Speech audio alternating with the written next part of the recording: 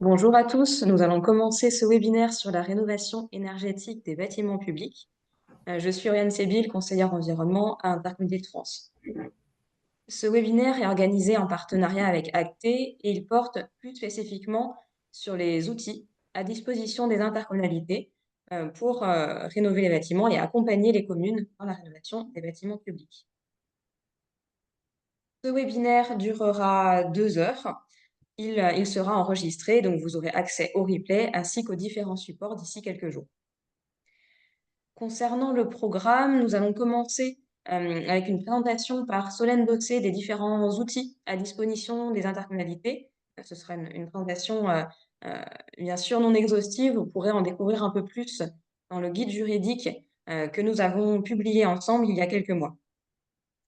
Ensuite, Adam Soussana vous présentera l'offre d'accompagnement d'Acte pour mutualiser les opérations de rénovation énergétique.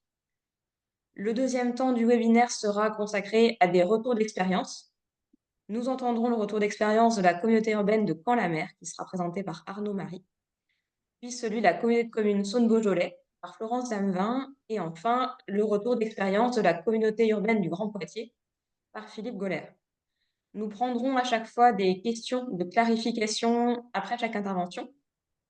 Vous pourrez les poser par écrit dans l'onglet questions-réponses en bas de votre écran et vous aurez également des temps d'échange prévus à l'oral où vous pourrez lever la main. Un temps d'échange également à la fin de ce webinaire. Je pense que c'est tout pour présenter le déroulé du webinaire. Donc Solène, je vais te laisser intervenir. Je vais arrêter le partage et tu pourras prendre la main. Merci. Solène, ton micro est coupé. Oui, excusez-moi. Merci, Ariane. Je vais partager effectivement mon écran. Hop. Voilà, donc bonjour à tous. Vous me confirmez, Oriane, tu me confirmes que c'est bon, vous voyez bien mon écran? Oui, c'est bon. Parfait, très bien.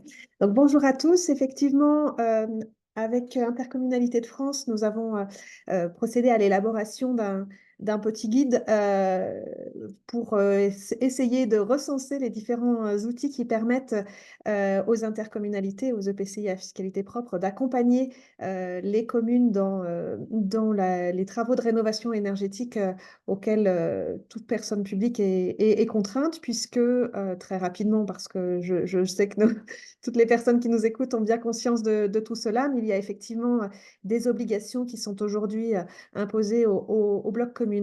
Par bloc communal, j'entends communes et EPCI, et notamment celle issue du dispositif dit éco-énergie tertiaire, avec effectivement la nécessité de procéder à des actions de réduction de la consommation d'énergie finale sur des bâtiments à usage tertiaire. Donc, naturellement, les collectivités locales sont concernées par cette obligation.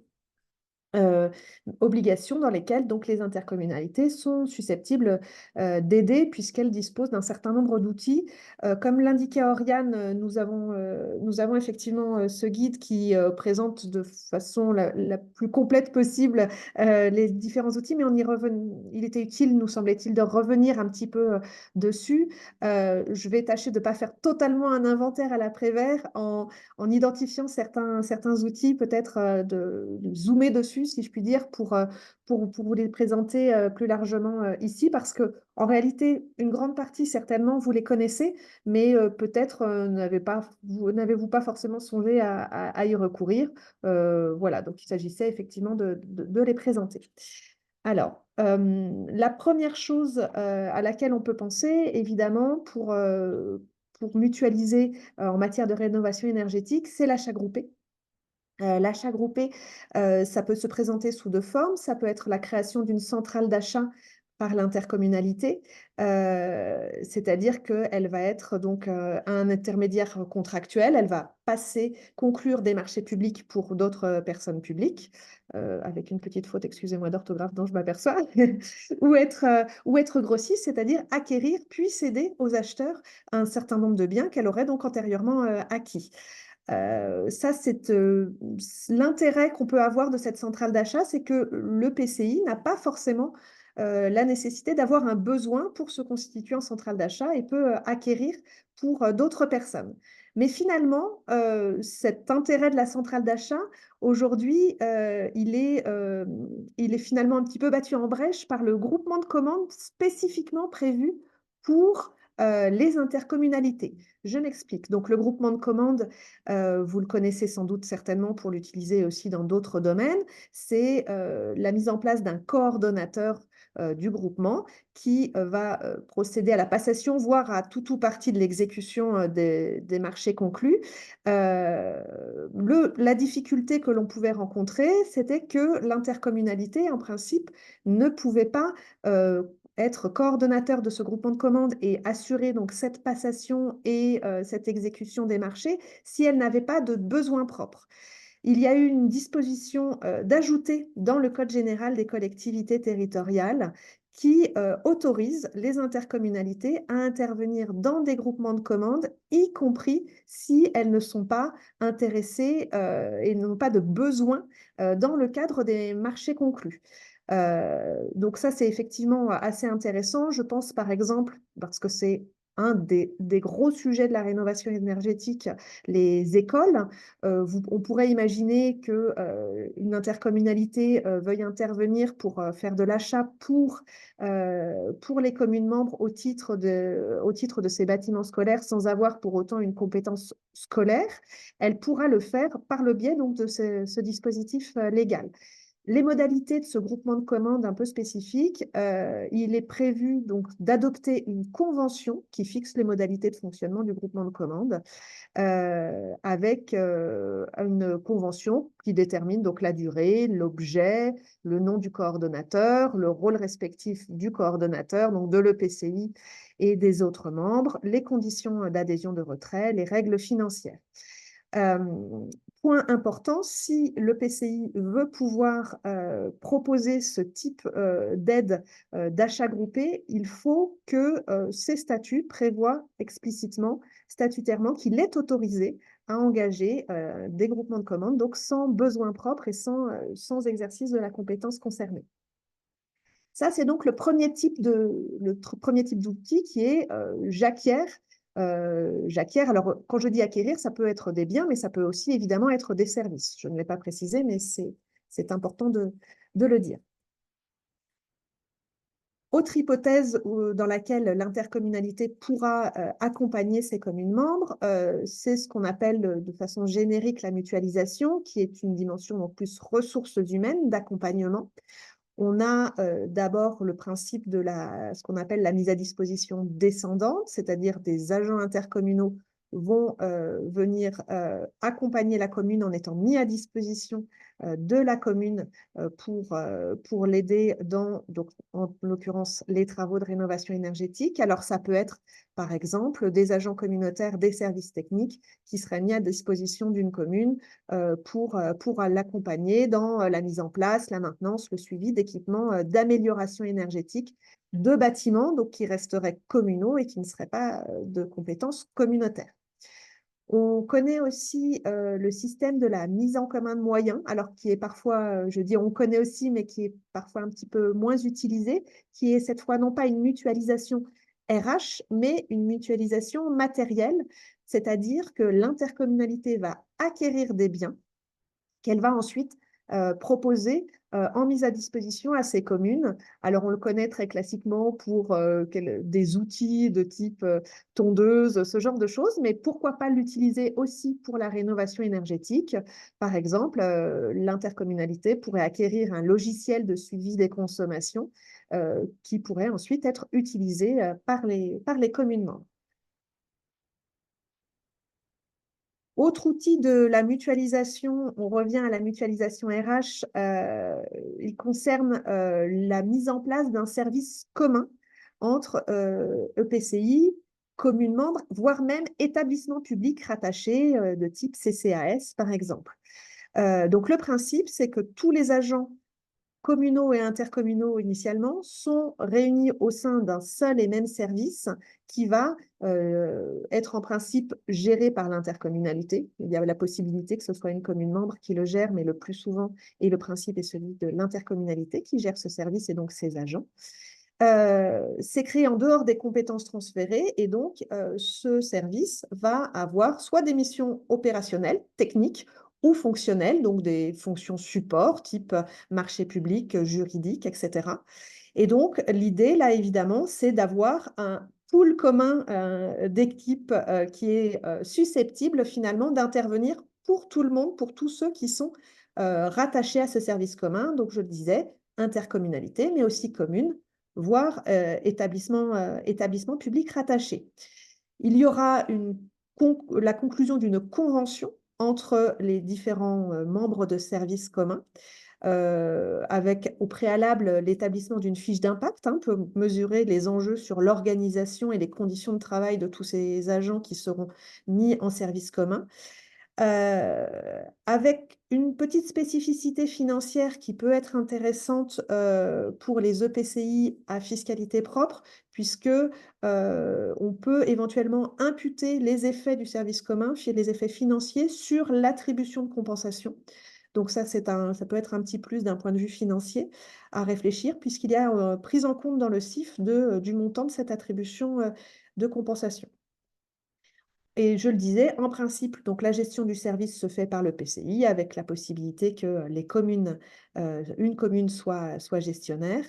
Et d'un point de vue des agents et de point de vue statutaire, le principe est celui d'un transfert donc, de tous les agents au sein de ce service dès lors qu'ils remplissent intégralement leurs fonctions dans le service en cause. Et puis ensuite, dans la déclinaison au quotidien, si ces agents sont en charge d'une mission qui est une mission communale, ils sont placés sous l'autorité du maire. Si c'est pour une mission communautaire, ils sont placés sous l'autorité du président.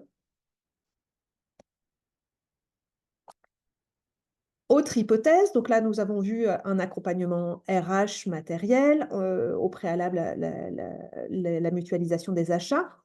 On peut imaginer également que l'intercommunalité souhaite apporter un soutien d'ordre financier à la commune ou aux communes qui envisagent des travaux de rénovation énergétique. Le principe est celui du principe de spécialité et d'exclusivité. Donc, normalement, une intercommunalité n'est pas censée apporter un financement sur une compétence qui ne serait pas la sienne. Et je reprends l'exemple des écoles. Le PCI n'a pas la compétence scolaire, donc n'est pas censé pouvoir juridiquement financer. Mais le Code général des collectivités territoriales prévoit une dérogation à cette interdiction de financer des équipements communaux. Alors, cette dérogation, elle est bien sûr encadrée et limitée, mais néanmoins, elle existe.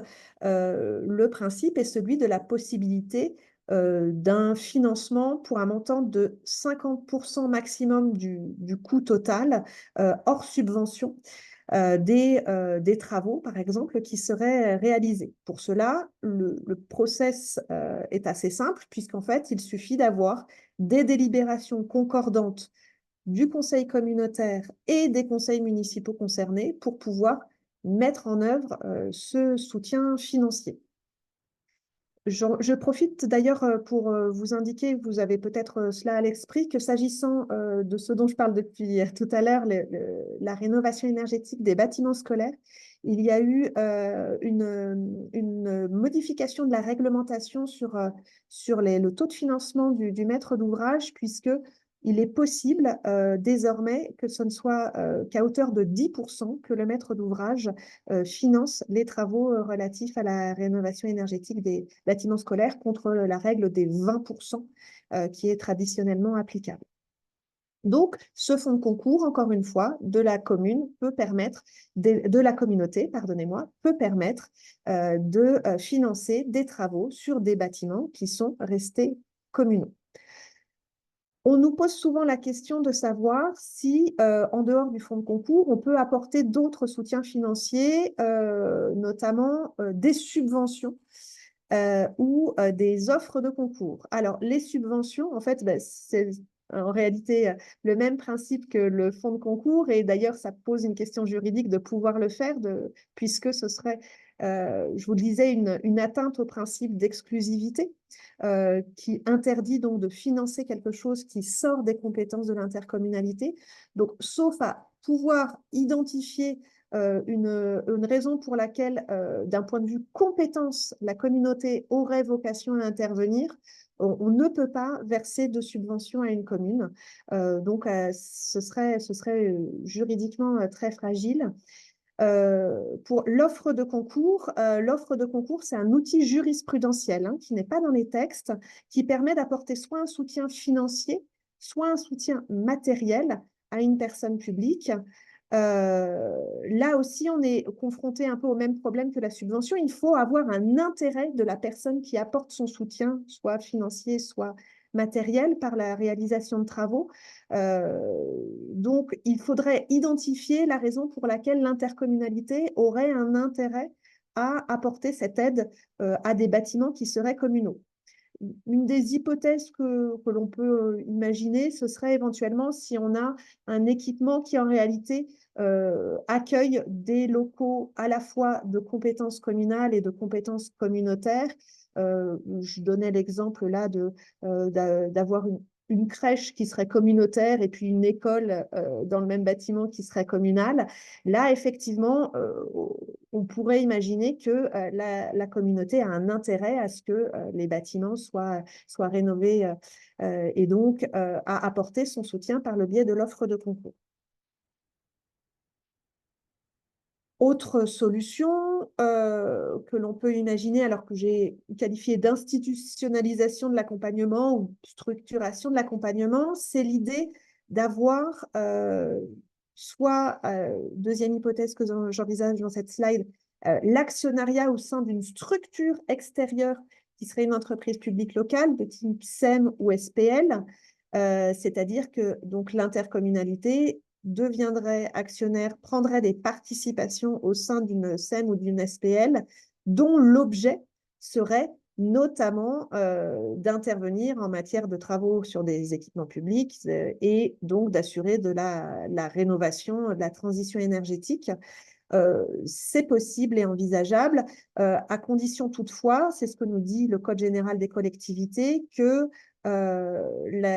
l'objet social soit sur des compétences à la fois et de la commune, et des communes et de la communauté qui serait tout actionnaire, et que ces compétences soient complémentaires. Je m'explique, on ne peut pas imaginer qu'on ait une SPL, par exemple, qui intervienne à la fois en matière d'eau potable et en matière de crèche. La complémentarité des interventions serait tout à fait discutable. Et donc, il faut bien s'assurer que l'objet social permette cet actionnariat conjoint de l'intercommunalité et des communes. Mais sous réserve de cette condition, il serait effectivement possible d'avoir ce soutien indirect, je dirais, par le biais d'un actionnariat dans des sociétés. On peut aussi imaginer que l'intercommunalité intervienne par le biais d'une compétence statutaire, une compétence en matière de performance énergétique. Alors, pour mémoire, les communautés urbaines et les métropoles ont d'ailleurs d'ores et déjà une compétence en matière de soutien à la maîtrise de la demande d'énergie et de contribution à la transition énergétique. On pourrait même imaginer une compétence statutaire des communautés de communes ou communautés d'agglos en matière de performance énergétique pour venir en fait au soutien des communes par la mise en place d'un service dédié à la performance énergétique des bâtiments. Ça serait néanmoins assez limité. Ce serait plutôt un service de conseil et d'apport de propositions, mais pas la réalisation de travaux en tant que tels, dès lors que, encore une fois, il n'aurait pas la compétence sur les bâtiments en question et que les bâtiments resteraient communaux. Ça ne pourrait pas être la voie de la compétence statutaire qui serait utilisée. Et donc, si la compétence statutaire ne peut pas être utilisée pour réaliser des travaux, on peut en revanche imaginer un accompagnement conventionnel, c'est-à-dire par les outils de droit commun de l'accompagnement par contrat que vous connaissez. Notamment, l'accompagnement dans la réalisation de travaux peut se faire soit par le biais d'un contrat de mandat de maîtrise d'ouvrage ou de transfert de maîtrise d'ouvrage. Ce sont des dispositifs, je pense, que vous connaissez. Simplement quelques rappels. Le transfert de maîtrise d'ouvrage donne plus de possibilités à celui qui bénéficie de ce transfert, donc à l'intercommunalité qui en bénéficierait. Simplement, il est conditionné par une situation plus limitée que le mandat de maîtrise d'ouvrage, puisque l'intercommunalité pourrait devenir maître d'ouvrage dans le cadre d'un transfert à la condition qu'il s'agisse de la réhabilitation d'ouvrages ou d'ensemble d'ouvrages qui relèvent simultanément de sa compétence et de celle d'une commune membre. Je reprends mon exemple de tout à l'heure, il faudrait que ce soit des équipements qui accueillent à la fois des missions de compétences communautaires, crèches par exemple, et compétences communales. Je prenais l'exemple des écoles, ça pourrait évidemment être d'autres compétences. Donc là, on pourrait imaginer un transfert de maîtrise d'ouvrage avec l'intercommunalité qui prend en charge effectivement ces travaux de rénovation énergétique. Si en revanche, le bâtiment ne concerne qu'une compétence purement et exclusivement communale, on ne pourra envisager dans ce cas que le mandat de maîtrise d'ouvrage, donc, ou la délégation de maîtrise d'ouvrage, hein, c'est le même dispositif, avec effectivement, du coup, une liste limitée d'actions que le mandataire, le délégataire, l'intercommunalité pourrait faire dans le cadre de cette délégation de mission de maîtrise d'ouvrage. Alors, on a aussi, parmi les outils de droit commun, la prestation de services un peu classique, avec éventuellement la conclusion d'une convention de gestion qui est prévue par le Code général des collectivités entre une communauté, une métropole et ses communes membres. Et donc là, le principe est celui de la réalisation par l'intercommunalité de la gestion d'un service au profit d'une commune membre, de la réalisation d'une prestation. Donc très concrètement, ça pourrait consister à réaliser l'étude préalable nécessaire, préalable à des travaux. Ça pourrait être aussi l'accompagnement dans le suivi des économies d'énergie réalisées dans le cadre des travaux menés. Mais effectivement, on ne serait là pas dans l'accompagnement dans la réalisation de travaux, mais bien dans l'accompagnement plutôt dans les services annexes dont on peut avoir besoin lorsqu'on procède à de la rénovation énergétique. Et puis, parmi les accompagnements conventionnels que l'on connaît, on a une réglementation un petit peu spécifique qui est celle des contrats de performance énergétique, puisque dès lors que l'on parle de rénovation énergétique, on ne peut pas passer à côté de cet outil qui est le contrat de performance énergétique. Alors, qu'est-ce que c'est, pour rappel, un CPE? Un CPE, c'est un contrat qui est classique dans ses dispositions, ses stipulations en matière de marché de travaux.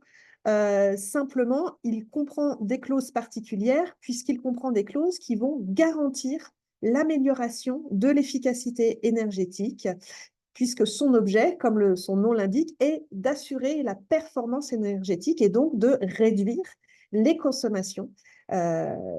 Cette clause, elle fait en fait référence à une situation initiale qui est contractualisée.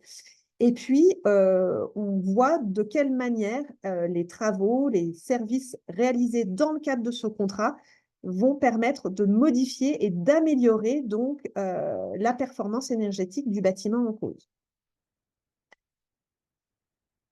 Traditionnellement, ces contrats de performance énergétique, ils peuvent prendre deux formes, soit la forme d'un marché de partenariat. La personne publique, dans ces cas-là, confie à un opérateur économique une mission globale qui a pour objet la construction, la transformation, la rénovation, le démantèlement ou la destruction d'ouvrages, d'équipements pour l'exercice d'une mission d'intérêt général. Donc, le titulaire de ce marché va assurer la maîtrise d'ouvrage. Ça, c'est le marché de partenariat. Et puis, on a aussi le marché global de performance qui peut être intéressant dans le cadre de travaux de rénovation énergétique parce qu'ils permettent de déroger à la règle suivant laquelle on ne peut pas confier la prestation de maîtrise d'œuvre en même temps que la prestation de conception, réalisation et donc d'exploitation d'un bâtiment. Donc, on peut tout regrouper au sein de ce marché global de performance. D'où le recours assez fréquent à ce type de marché quand on est dans un contrat de performance énergétique. La difficulté identifiée pour conclure ce type de contrat a été celle de l'absence de possibilité de procéder à un paiement différé, c'est-à-dire de procéder à un paiement postérieur à la réception des ouvrages. Et dans la mesure où ça a été identifié comme un frein au recours à ce type de contrat, la loi du 30 mars 2023, dite loi du tiers financement, est venue pour une durée de 5 ans, parce que c'est fait à titre expérimental, est venue autoriser la conclusion, donc dans le cadre de ces contrats de performance énergétique, la conclusion de marchés globaux de performance dans lesquels le paiement différé serait possible. Alors, ces marchés globaux de performance, ils sont toutefois conclus à condition d'avoir préalablement à leur conclusion réalisé 2 études. Une étude qui démontre l'intérêt du recours à ce contrat. L'idée, c'est que ce contrat doit être plus favorable à différents égards, hein, et notamment techniquement, doit être plus favorable que la conclusion de d'autres contrats. Et puis, une seconde étude, une étude de soutenabilité financière. Et puis, donc, une fois que ces 2 études ont été menées et aboutissent à l'idée qu'effectivement, c'est ce marché global de performance qui est le plus pertinent, alors la collectivité délibère sur le principe du recours à ce marché. Ce marché, en fait, à préciser, point important, s'il porte sur plusieurs bâtiments, il faudra que le contrat prévoie que les résultats des actions de performance énergétique soient suivis de manière séparée pour chaque bâtiment. Et tout ça veut dire qu'effectivement, entre 2 études à mener en amont, avec des dispositifs, des clauses très spécifiques sur le suivi de la performance énergétique, ce sont des contrats lourds à porter. Et donc, effectivement, pour des communes, ça peut être un outil auquel elles ne sont pas, pour lesquels elles ne sont pas armées pour les préparer, non seulement pour les préparer dans la procédure de passation, mais aussi dans le suivi de leur exécution. D'où le fait que les intercommunalités puissent accompagner les communes dans la conclusion de ces marchés globaux de performance et que ces marchés puissent être mutualisés à l'échelle des intercommunalités, puisque la loi sur le tiers financement a autorisé les intercommunalités qui ont adopté leur PCAET à prendre en charge tout ou partie des études et travaux visant à la performance énergétique des bâtiments et à assurer un financement. Et donc, par exemple, l'intercommunalité pourrait procéder à la réalisation des études préliminaires dont je parlais tout à l'heure, en lieu et place des communes, par le biais effectivement de cette mutualisation et de cette réunion des marchés globaux de performance au niveau de l'intercommunalité. Voilà pour la présentation de ces outils. Oriane, je te laisse, j'arrête le partage, je te laisse reprendre la main sur le sujet. Merci. On a une dizaine de minutes pour des questions. Donc, je vais déjà te transmettre 3 questions qui ont été posées à l'écrit. La première sur les groupements de commandes. Est-ce que les syndicats d'énergie peuvent en constituer? Oui, alors effectivement, les groupements de commandes, c'est ouvert à tout le monde. Donc, en revanche, la nuance qu'il peut y avoir, c'est que pour les syndicats d'énergie, on n'a pas cette notion de je n'ai pas besoin d'avoir un besoin. C'est-à-dire que très concrètement, les syndicats, pour pouvoir être coordonnateurs de groupements de commandes, doivent disposer d'un besoin eux-mêmes dans l'achat qui est fait. La dérogation que j'évoquais ne vaut que pour les EPCI à fiscalité propre. Ensuite, une autre question, est-ce que les différents dispositifs que tu as présentés sont cumulables? Oui, alors peut-être pas tous les uns avec les autres, mais effectivement, pourquoi pas imaginer un cumul, tout à fait. Je pense notamment à un cumul entre un fonds de concours, d'un côté une aide financière, qui peut tout à fait s'accompagner d'une assistance opérationnelle, technique. Donc oui, oui, oui, un certain nombre de ces outils sont complètement cumulables. Également une question sur les CPE. Comment peut-on démontrer que le contrat CPE, marché global de performance, est plus favorable qu'un autre type de contrat? Alors là, je vais être sincère, on rentre dans des dimensions techniques que je ne maîtrise pas totalement, mais c'est en tout cas l'objectif de l'étude préalable, effectivement, c'est de bien démontrer en quoi c'est plus favorable. Je vais être tout à fait honnête, les indicateurs qui permettent de le démontrer, je ne suis pas en capacité de le dire, mais effectivement, il faut pouvoir, par des indicateurs, démontrer cette compétence. Alors, peut-être qu'il y a, ceci dit, un certain nombre de réponses dans le décret. Je le prends sous les yeux en même temps que je vous parle, puisque je parlais de la loi du 30 mars 2023, mais il y a eu un décret d'application qui a été adopté le 3 octobre 2023. Euh, et donc, on nous donne des éléments sur ce que doit contenir l'étude préalable. C'est pour ça que l'étude préalable au recours à ce contrat comprend une présentation générale avec les caractéristiques du projet, son équilibre économique, ses enjeux, les compétences de l'acheteur, son statut, ses capacités financières, la consommation énergétique et les émissions de gaz à effet de serre de référence retenues pour apprécier la performance énergétique du projet.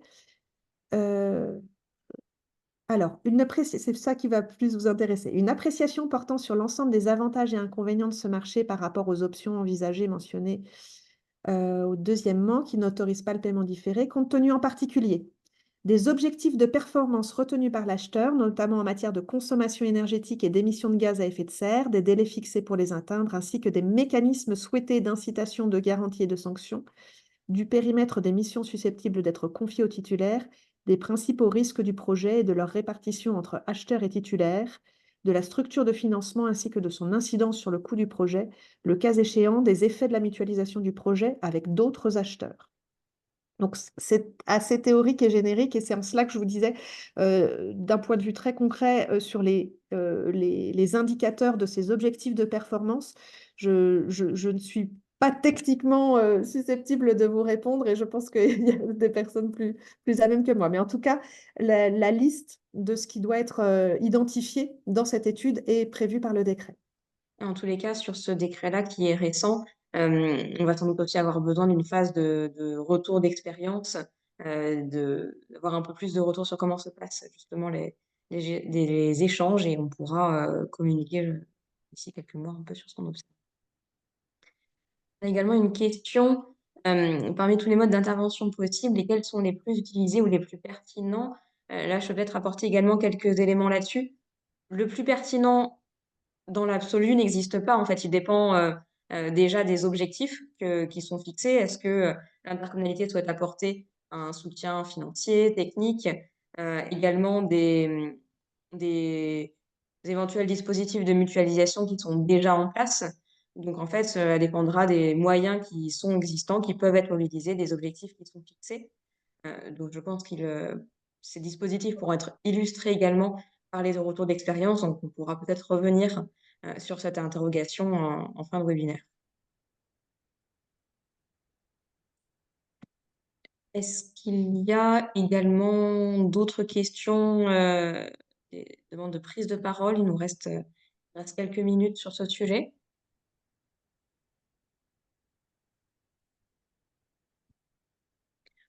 Ou sinon, on avance et on pourra en tous les cas prendre plus de temps à la fin du webinaire.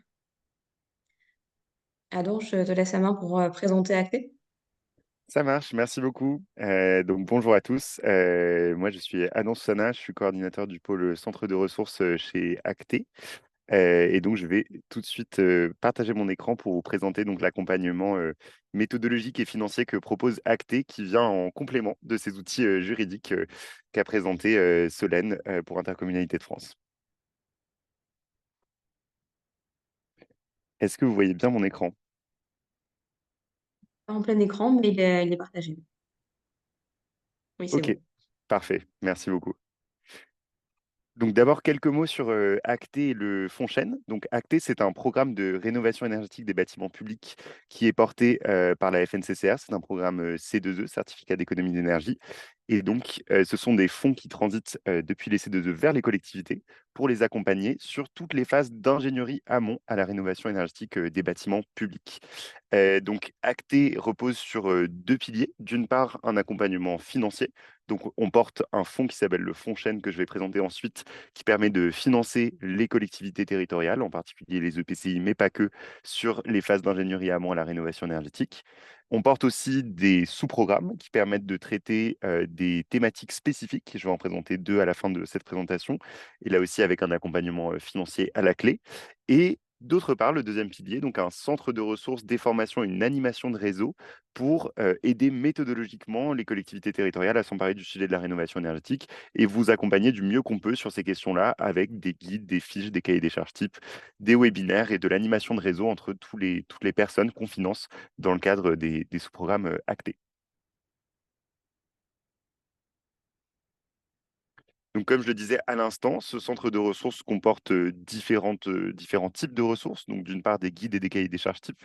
Vous en voyez un ici qui a été produit récemment, par exemple, sur les liens entre géothermie et rénovation énergétique dans les bâtiments publics, mais aussi beaucoup de retours d'expérience avec beaucoup de collectivités qui nous apportent des retours d'expérience, par exemple, vidéo ou sous la forme de livrets, avec tous les éléments dont vous pouvez avoir besoin pour vous inspirer et passer à l'acte ensuite. Et on va avoir la chance aujourd'hui d'avoir trois retours d'expérience particulièrement inspirants qui viendront ensuite. Des outils numériques aussi, par exemple, une plateforme qu'on vient de développer qui s'appelle la plateforme GoFlex sur la flexibilité des bâtiments. J'en dirai quelques mots à la fin. Mais aussi des rencontres qui permettent de rassembler l'ensemble du réseau acté, comme les rencontres nationales CART, qui rassemblent non seulement le réseau des économes de flux actés, dont je dirai un mot aussi tout à l'heure, mais aussi d'autres réseaux d'accompagnateurs sur les questions de la rénovation énergétique et de l'efficacité énergétique.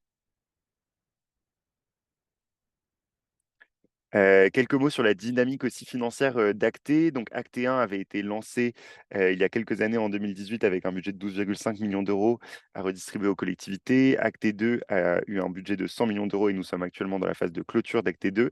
Et aujourd'hui, Acté Plus, qui court jusqu'à fin 2026, a un budget de 220 millions d'euros avec 200 millions d'euros à distribuer, aux collectivités, territoriales. Donc quelques mots sur le Fonds Chêne, donc notre principal instrument financier pour vous accompagner, financièrement sur les questions de rénovation énergétique, de vos bâtiments publics. Donc par contre, pardon, il y a une petite coquille dans la slide, qui mentionne école, mais bien sûr, il y a les écoles, mais pas que. Donc c'est l'ensemble des bâtiments publics qui sont concernés par ce Fonds Chêne.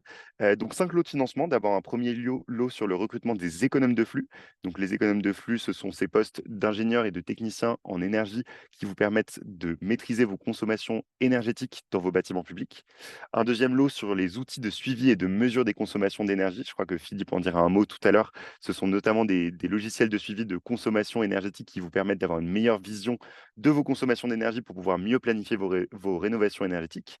Un troisième lot sur les études énergétiques, donc notamment des campagnes d'audit énergétique sur l'ensemble de votre patrimoine bâti qui vous permettent d'avoir une bonne vision des rénovations énergétiques que vous pourriez engager, mais aussi des SDIE, par exemple, des schémas directeurs immobilier énergie qui vous permettent d'avoir une bonne vision de ceux que vous voulez prioriser en termes de bâtiments publics dans votre parc. Enfin, un lot sur la maîtrise d'œuvre pour les travaux de rénovation énergétique. Donc là aussi, ça va inclure l'ensemble des études de maîtrise d'œuvre, mais aussi le fait de payer vos architectes et vos bureaux d'études techniques fluides, par exemple, pendant la rénovation énergétique. Et enfin, pardon, un lot sur l'assistance à maîtrise d'ouvrage, donc l'ensemble des AMO qui peuvent vous aider à concevoir, à développer, à suivre votre projet de rénovation énergétique de vos bâtiments publics. Donc ça inclut un petit peu toutes les phases de projet et d'ingénierie amont qui peuvent être sollicitées dans le cadre de vos projets et ça permet d'avoir un accompagnement financier de vos projets. Sur ce Fonchaine, comment en bénéficier? Le Fonchaine a lieu par saison. Ces saisons ont lieu tous les 3 mois. Aujourd'hui, on entre dans la saison 4 du Fonchaine. La saison 3 vient de se clôturer. Donc la saison 4 commence d'ici quelques jours. Elle sera ouverte début juin. Je ne peux pas vous dire la date exacte, mais c'est d'ici une semaine à 10 jours maximum pour l'ouverture de cette saison 4. Et elle sera clôturée au 20 septembre 2024. Donc si vous souhaitez déposer une candidature pour avoir un accompagnement financier sur l'un de ces lots, et donc pour pouvoir utiliser ces outils financiers, n'hésitez pas, les candidatures sont ouvertes sur le lien que vous aurez dans les slides, portail acté, programme C2E acté. Et si vous avez des questions sur un dépôt de candidature, donc surtout n'hésitez pas à nous écrire à l'adresse mail qui est mentionnée là aussi ici dans les slides, ou à contacter les référentes et référents régionaux et macro-régionaux qui peuvent vous aiguiller sur toute question que vous pourriez avoir dans votre candidature. Donc nous sommes constitués en équipe macro-régionale, donc comme vous le voyez, sur 4 divisions du territoire métropolitain et d'outre-mer, vous avez 4 coordinateurs et coordinatrices qui peuvent répondre à vos questions si vous en avez pour un accompagnement financier sur ces questions de rénovation énergétique. Et donc, ça vient en complément de l'ensemble des outils juridiques de mutualisation qu'a présenté Solène.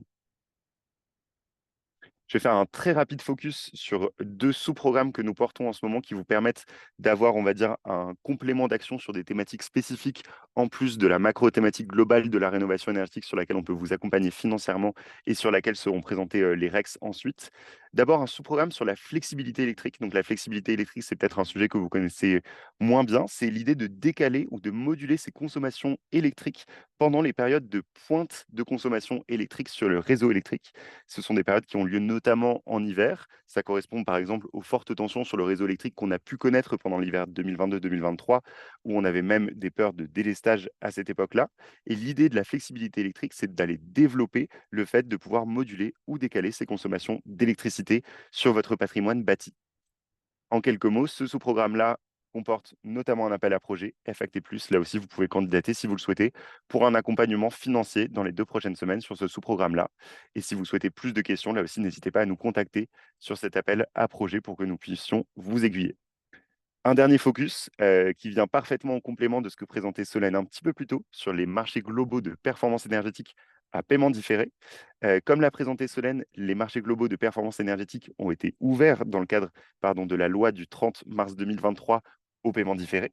Ça constitue une modification juridique assez importante qui offre des outils financiers assez intéressants pour les collectivités. Pour autant, il y a eu un gros besoin d'accompagnement méthodologique sur ces questions-là pour affiner les outils qui sont à disposition des collectivités territoriales. Donc, nous avons travaillé avec le CEREMA et l'ADEME pour affiner un kit d'outils qui peuvent vous être utiles pour passer ce type de marché globaux de performance énergétique avec paiement différé, avec notamment un closier juridique qui comporte l'ensemble des clauses dont vous avez besoin pour passer ce type de marché, mais aussi une adaptation du cahier des charges pour les AMO sur les CPE de l'ADEME, et enfin des fiches de décryptage et des guides que nous avons produits. Donc vous pouvez retrouver tout ça sur notre centre de ressources et ça vient vous donner, on va dire, des compléments d'outils par rapport à ce qu'a présenté Solène pour vous emparer de ces outils de marché globaux de performance énergétique à paiement différé. Et enfin, on dispose aussi d'un appel à projet là-dessus. Donc si vous souhaitez vous lancer sur cette thématique-là, n'hésitez pas à nous contacter. On peut vous accompagner aussi financièrement sur cet appel à projet avec 3 lots de financement que vous voyez ici pour formaliser un petit peu ces démarches. Donc, je ne vais pas prendre plus de temps aujourd'hui parce qu'on souhaite avant tout laisser la parole aux retours d'expérience qui vont être présentés ensuite et qui vont vous permettre de comprendre en fait comment sur le terrain s'articulent les outils de mutualisation qu'a présenté Solène un peu plus tôt et les outils financiers qu'on peut proposer avec Acté pour mener des démarches de rénovation énergétique de vos bâtiments publics. Donc merci beaucoup et je suis ouvert à toute question si vous en avez.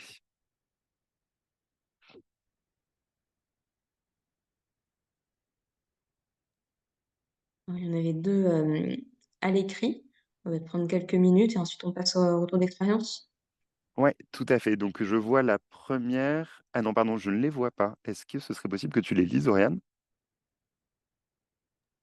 Alors, c'était plutôt des remarques soulignées qu'il y avait des changements de date et de candidature qui n'étaient pas forcément évidentes, notamment pour le fond de chaîne. Donc, je ne sais pas si c'est un sujet qui avait été déjà identifié et souligné que les candidatures pouvaient également être parfois lourdes à porter pour des petites communes.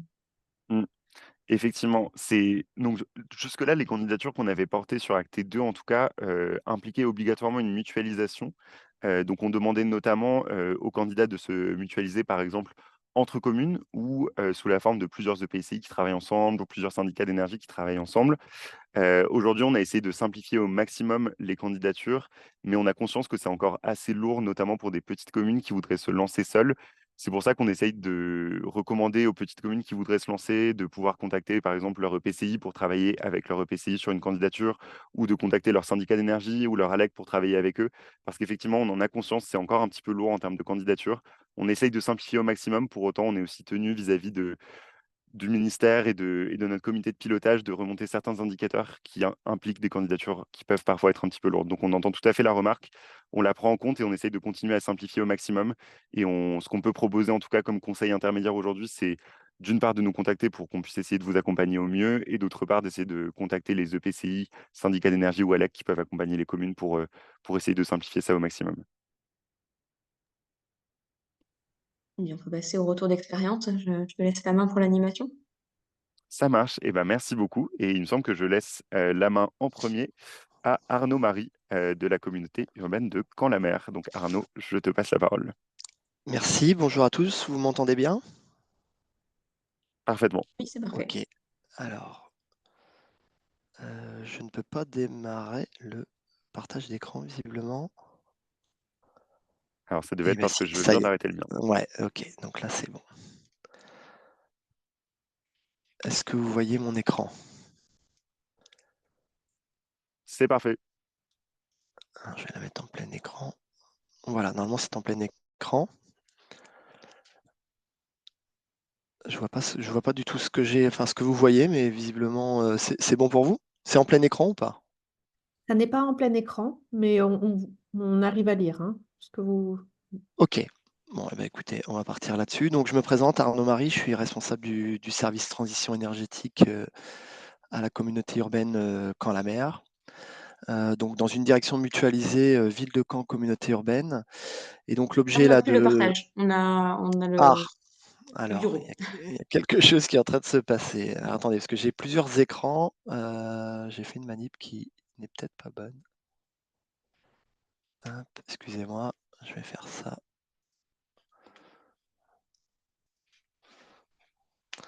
Excusez-moi, parce que du coup, avec 3 écrans, la souris se balade un peu partout. Où est-ce qu'elle est? Ici. Voilà. C'est de nouveau bon? Oui, c'est revenu, oui. Ok, bon, bah, je ne vais pas toucher, je vais pas essayer de mettre en plein écran, c'est pas la peine, on va faire simple. Donc voilà, l'objet de ma présentation, c'est voilà, de vous expliquer de quelle manière nous avons créé un service commun pour l'efficacité énergétique des bâtiments publics et le lien direct que nous avons avec le programme ACTE. Alors, quelques éléments de contexte sur le territoire. Donc, nous sommes une communauté urbaine composée de 48 communes. Ça représente à peu près 275 000 habitants. La commune principale, Caen, c'est à peu près 108 000 habitants. Et puis, voilà, pour toujours pas rentrer trop dans le détail, mais on a une commune supérieure à 20 000 habitants, 9 communes entre 5 et 10 000, et la majorité des communes inférieures à 5 000, donc plutôt des petites communes. Toujours des éléments de contexte. On était voilà, sur un besoin d'accompagnement avéré sollicité par les communes, avec l'objectif bien évidemment de réduire significativement les coûts de fonctionnement énergétique du patrimoine et travailler sur le volet énergétique des projets. On est aussi dans le cadre d'un contexte réglementaire très prégnant, hein, le décret tertiaire, le décret BAX et la loi APER, hein, que vous connaissez tous. Et on est aussi dans un contexte, je dirais, d'opportunité pour mobiliser des aides et engager des travaux de rénovation. Donc des CIL, CRTE, ACTE, les C2E et des appels à projets potentiellement régionaux. Aussi des éléments importants, puisque c'est aussi la clé pour le dimensionnement d'un service commun, c'est un patrimoine bâti important.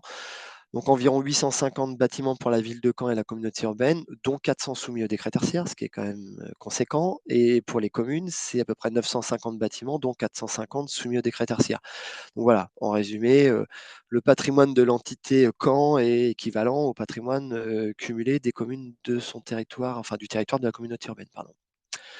Alors, les différentes étapes pour que nous avons utilisé pour créer ce service commun, on a commencé tout simplement par une enquête auprès des communes.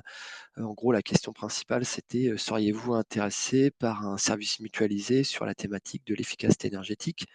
Donc on a eu beaucoup de réponses, 38 communes de mémoire sur les 48, donc c'est plutôt un beau taux de réponse. Donc à partir de cette enquête et d'un approfondissement sur le patrimoine que je vous ai évoqué tout à l'heure, on a défini un contenu technique que je vais vous présenter. Derrière, ça nous a permis de calculer le nombre de TP nécessaires pour accompagner les communes en lien avec les pré-projets ou les prévisions de projets qu'elles nous avaient fait remonter et un budget. Donc une fois que tout ça a été défini, on est passé dans les différentes instances et notamment dans le COPIL, service aux communes, puisque nous avons une instance dédiée à l'accompagnement des communes, donc plutôt accompagnement technique. Donc nos propositions ont été validées et ça a été présenté en conférence des maires et dans les différentes instances pour avis. Et comme ça a été évoqué dans la première intervention, donc les agents du service commun sont des agents de la communauté urbaine, mais quand ils sont amenés à travailler pour les communes, ils sont placés sous l'autorité du maire. Donc on a un passage nécessaire dans une instance dans la commission CST du centre de gestion, puisque ça vient modifier potentiellement le nombre d'agents des collectivités.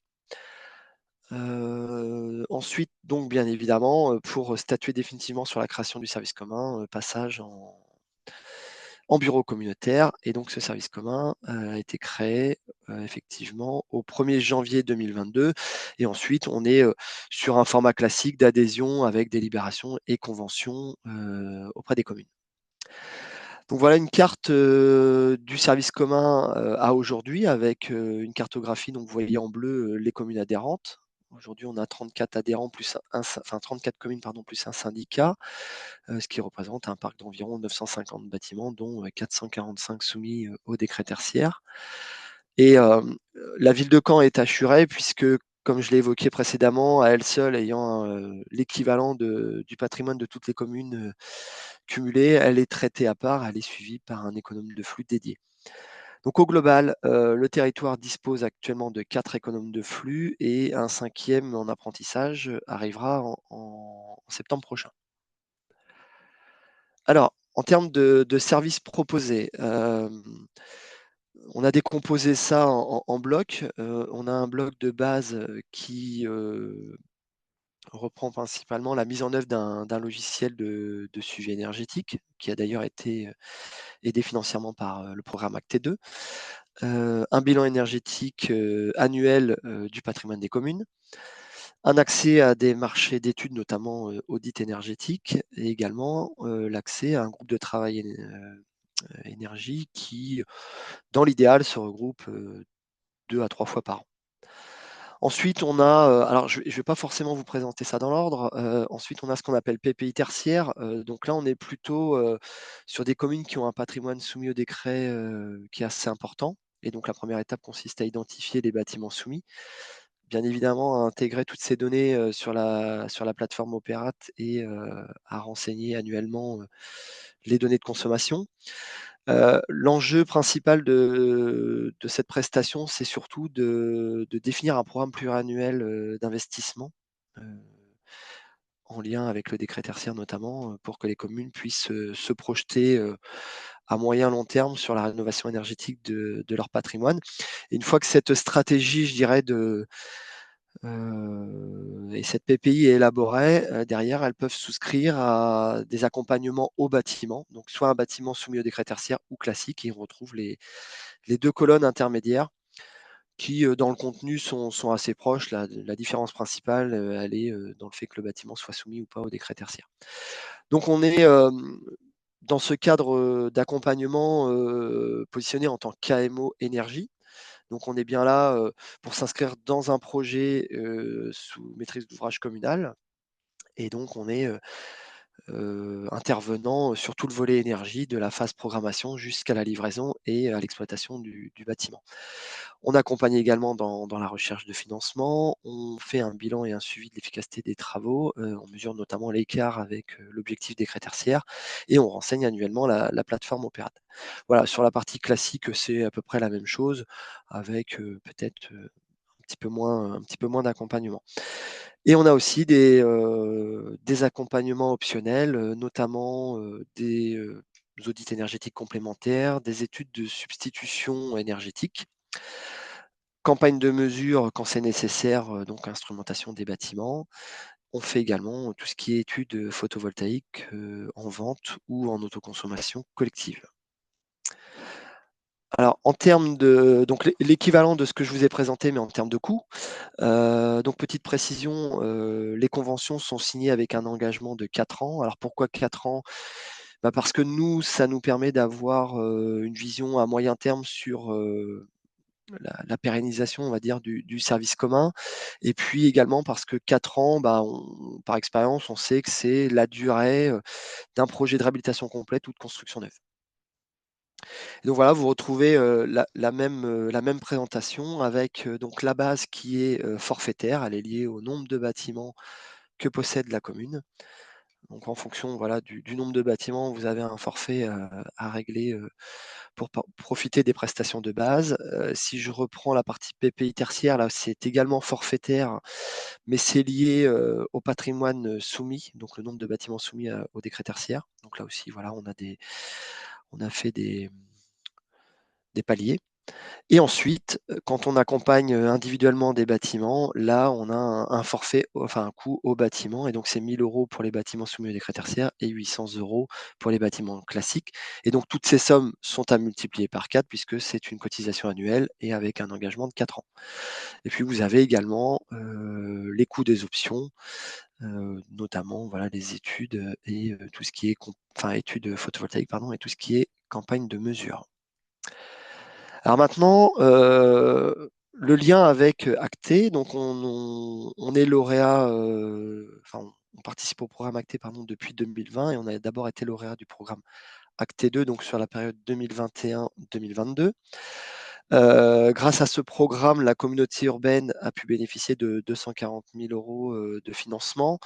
On était lauréat conjointement avec notre syndicat d'énergie, départemental et donc ces financements ont permis, d'accompagner financièrement un poste d'économie de flux, des outils de mesure et notamment, voilà, des capteurs, de température, des enregistreurs, divers et variés, un logiciel de suivi des consommations énergétiques, on pourra en reparler si vous avez des questions, dessus.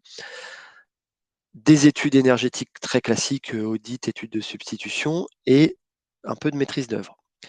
Donc ce programme-là, c'était, un premier pas pour amorcer, le passage à l'acte, grâce à la présence d'un technicien pour accompagner les communes, et le financement d'études préalables. On a, lors du bilan, constaté qu'on avait, consommé 96 de l'enveloppe initiale, donc ce qui est plutôt bien. Ce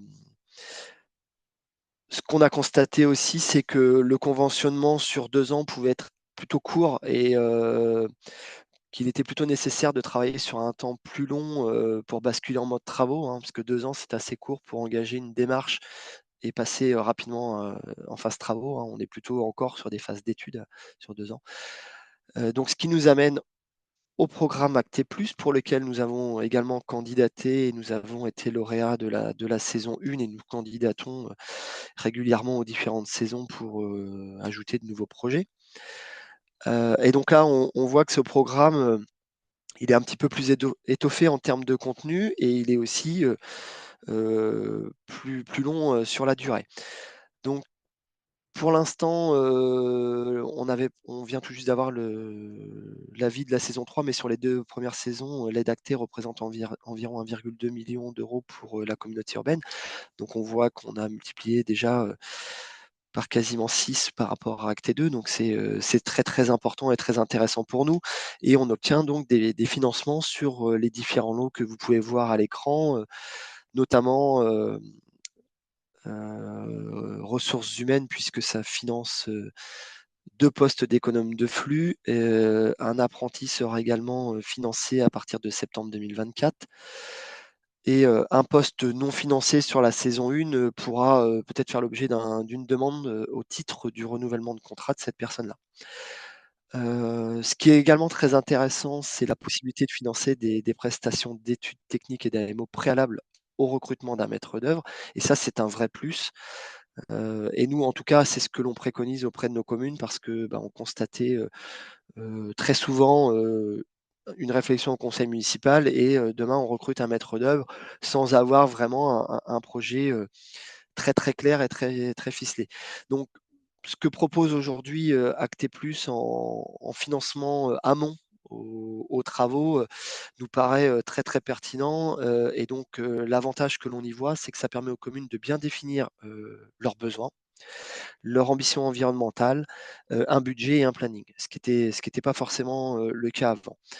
Donc c'est au final un cahier des charges, pour recruter la maîtrise d'œuvre qui est, beaucoup plus clair et des projets qui deviennent de fait beaucoup plus qualitatifs. Hem, donc le programme Acté, il permet très clairement aux économes de flux, de mieux accompagner les projets de rénovation énergétique et les prestations, proposées et financées dans les divers lots, s'inscrivent parfaitement dans le déroulé type d'une opération. Donc je vous ai remis nous, enfin le schéma que l'on propose, et que l'on présente aux communes pour qu'elles aient une vision assez claire de comment on doit, mener un projet et quelles étapes sont incontournables, et également à quel moment, le programme Acté peut venir financer, ces prestations préalables. On a également mis, sous forme de couleurs, en vert, orange et rouge, à quel moment il est, important de faire intervenir, le service commun, et évidemment, quand c'est vert, c'est bien, et quand on tend vers le rouge pardon, c'est, là de plus en plus compliqué puisque les projets sont déjà bien avancés. Il est, à ce moment-là, assez difficile, de modifier les choses, ou en tout cas ça peut avoir un impact assez important sur les coûts. Voilà ce que j'ai à dire. Si je peux noter des difficultés potentielles, c'est que les conventions portent sur 3 ans. Alors c'est mieux qu'Acte 2, mais ça peut peut-être être encore un peu juste, notamment, parce qu'on par expérience, voilà, on constate qu'un projet de réhabilitation ou de construction neuve, ça s'étale, en général sur 4 ans ou plus. Voilà. Donc le risque que l'on y voit, c'est que on ne puisse pas mobiliser, l'ensemble des fonds actés que l'on pourrait, obtenir.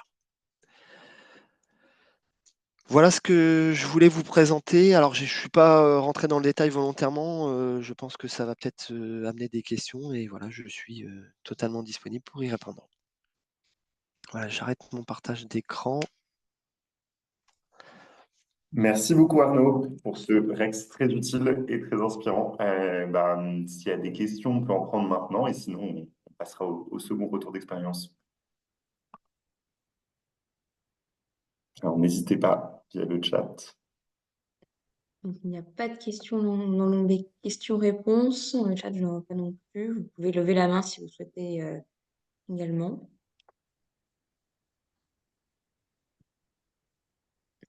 Dans ce cas-là, on peut passer au deuxième retour d'expérience.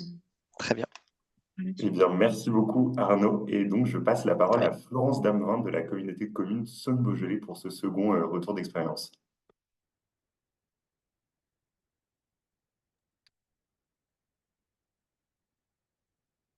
Bonjour, donc je vais partager mon écran.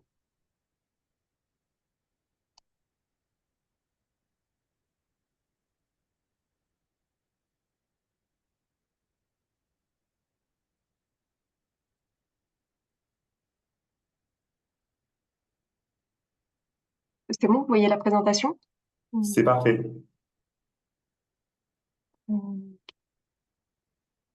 Elle est peut-être pas en plein écran. Effectivement, elle n'est pas encore en plein écran par contre.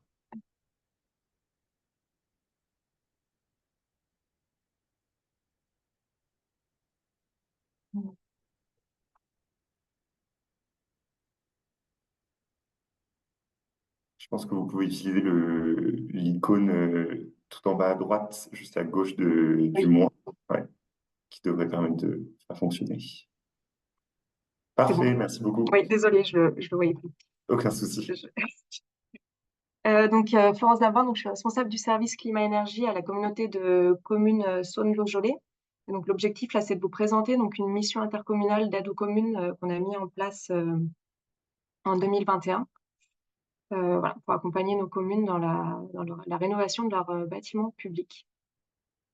Donc, pour commencer, donc juste pour un petit peu situer notre territoire, donc communauté de communes Saône-Beaujolais, on est communauté de communes qui est située dans le département du Rhône, donc au nord, entre l'agglomération de Villefranche-sur-Saône et de Mâcon. On est une commune assez bon, de taille modérée, on va dire 35 communes, environ 45 000 habitants. Une spécificité géographique, donc voilà, avec partie plutôt Val-de-Saône, très bien desservie, etc., sur l'axe Lyon, Dijon, Paris, une partie très viticole avec les crues du Beaujolais, puis une partie plus sylvicole, élevage. Voilà.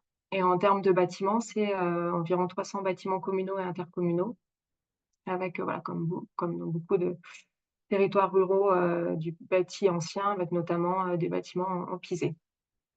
Je ne l'ai pas précisé là, mais sur ces bâtiments, en fait, il y en a une partie, il y a une trentaine de bâtiments intercommunaux, et la ville de Belleville-en-Beaujolais qui a à peu près 60 bâtiments communaux, et les autres, c'est réparti sur les communes.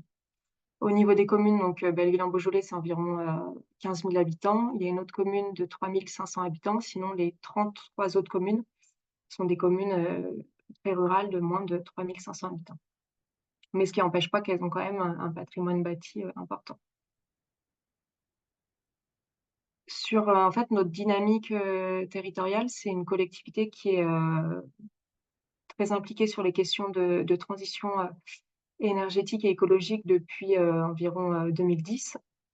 Et en fait, cet accompagnement aux communes, il remonte voilà, au premier plan climat volontaire, parce que justement, quand ce premier plan climat a été monté, la collectivité s'est dit que la première chose à faire avant d'aller déployer un plan climat à l'échelle des entreprises, des agriculteurs, etc., c'était déjà s'appliquer à soi-même des bonnes pratiques. Et donc, dès 2012, il y a beaucoup d'audits énergétiques qui ont été réalisés sur les bâtiments publics. Et ensuite, on avait eu un service de conseil en énergie partagé pendant 3 ans, donc jusqu'en 2018. Donc, ça avait vraiment permis d'activer un certain nombre d'actions. Mais malheureusement, voilà, ce service de conseil en énergie partagé, il a été arrêté en 2018. Et après, pendant 3 ans, on n'avait plus d'accompagnement. Et donc, c'est grâce au programme ACTE et au fait qu'on soit lauréat de l'AMI Sequoia en 2020 qu'on a pu remonter tout notre service d'accompagnement aux communes.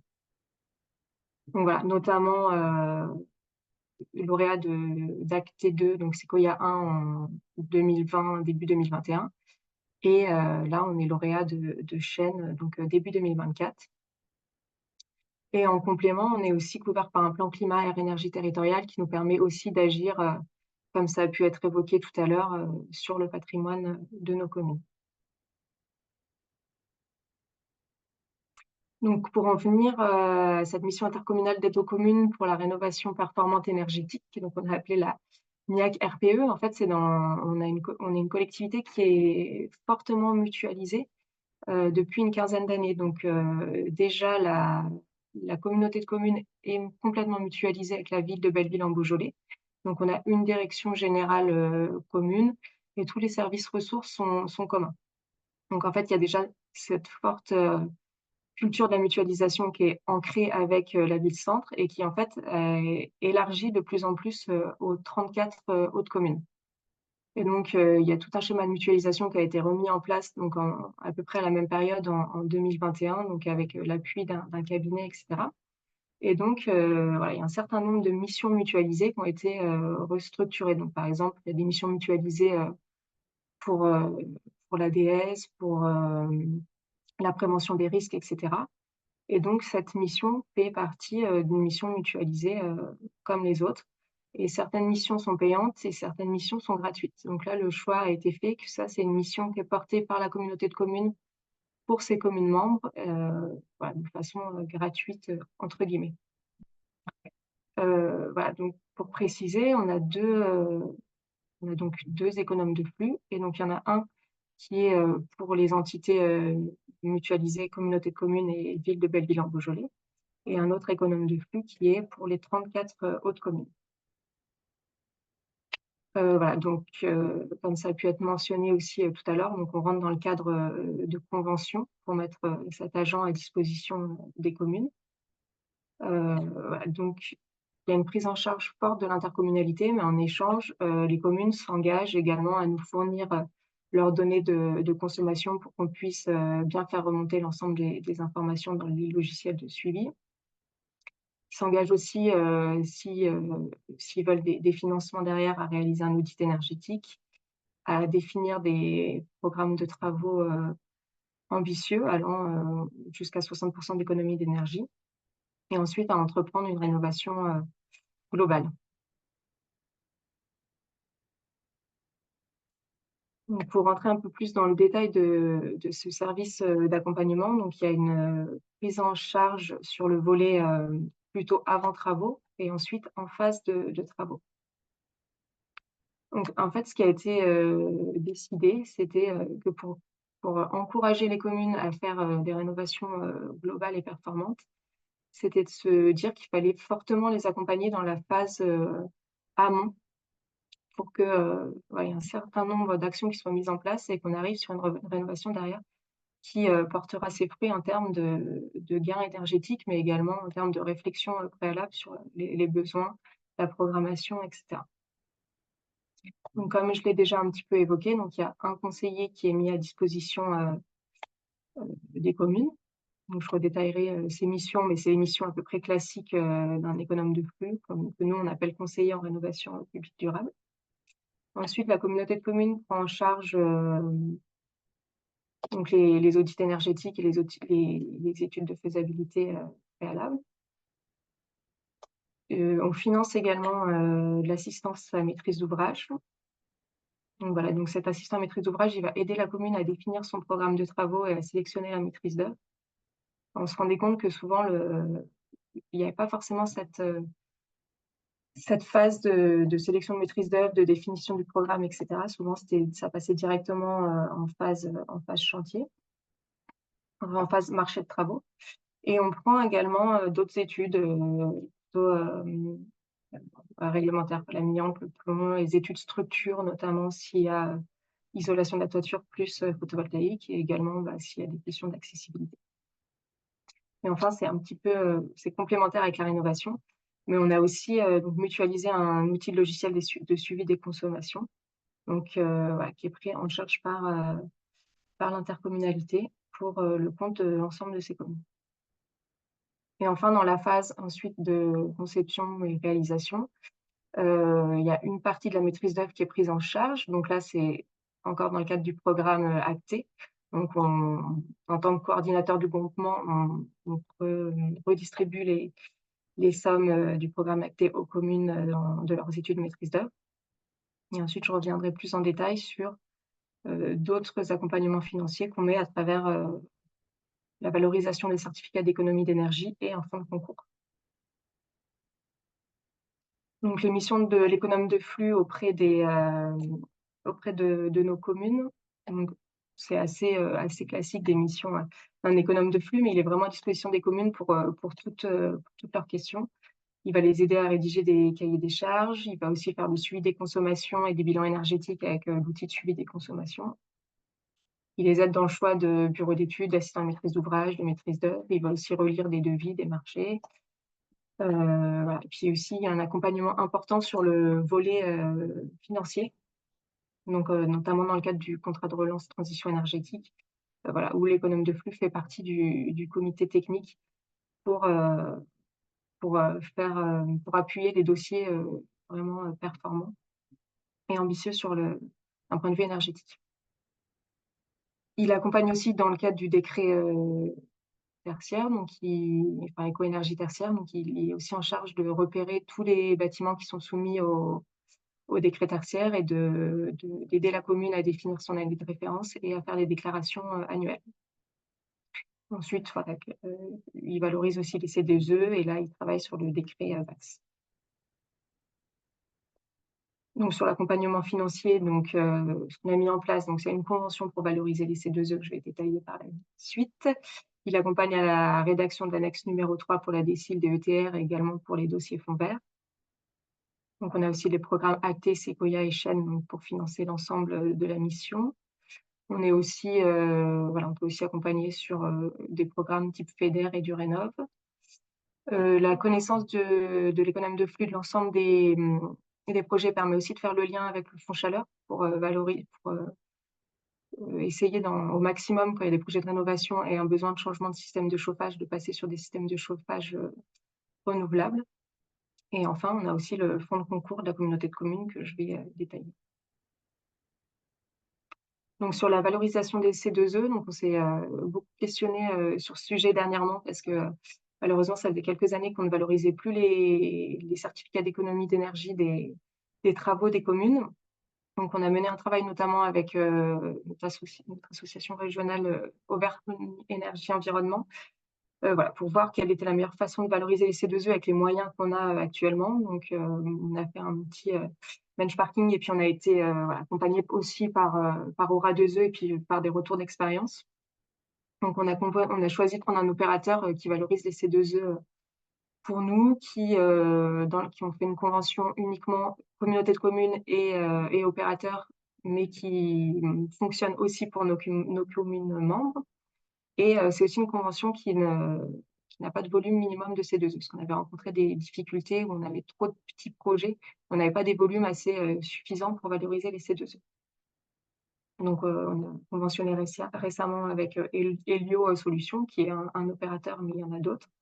Voilà, il y a les montants sur lesquels on a conventionné, c'est assez récent.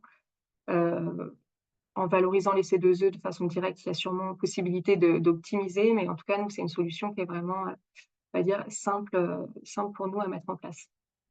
Et ensuite, donc c'est l'économe de flux là, qui accompagne la commune tout au long du processus, donc de vérifier que les travaux sont bien éligibles au C2E. Voilà. Et après, il s'assure que avec le partenaire que les devis respectent les critères, les factures, etc.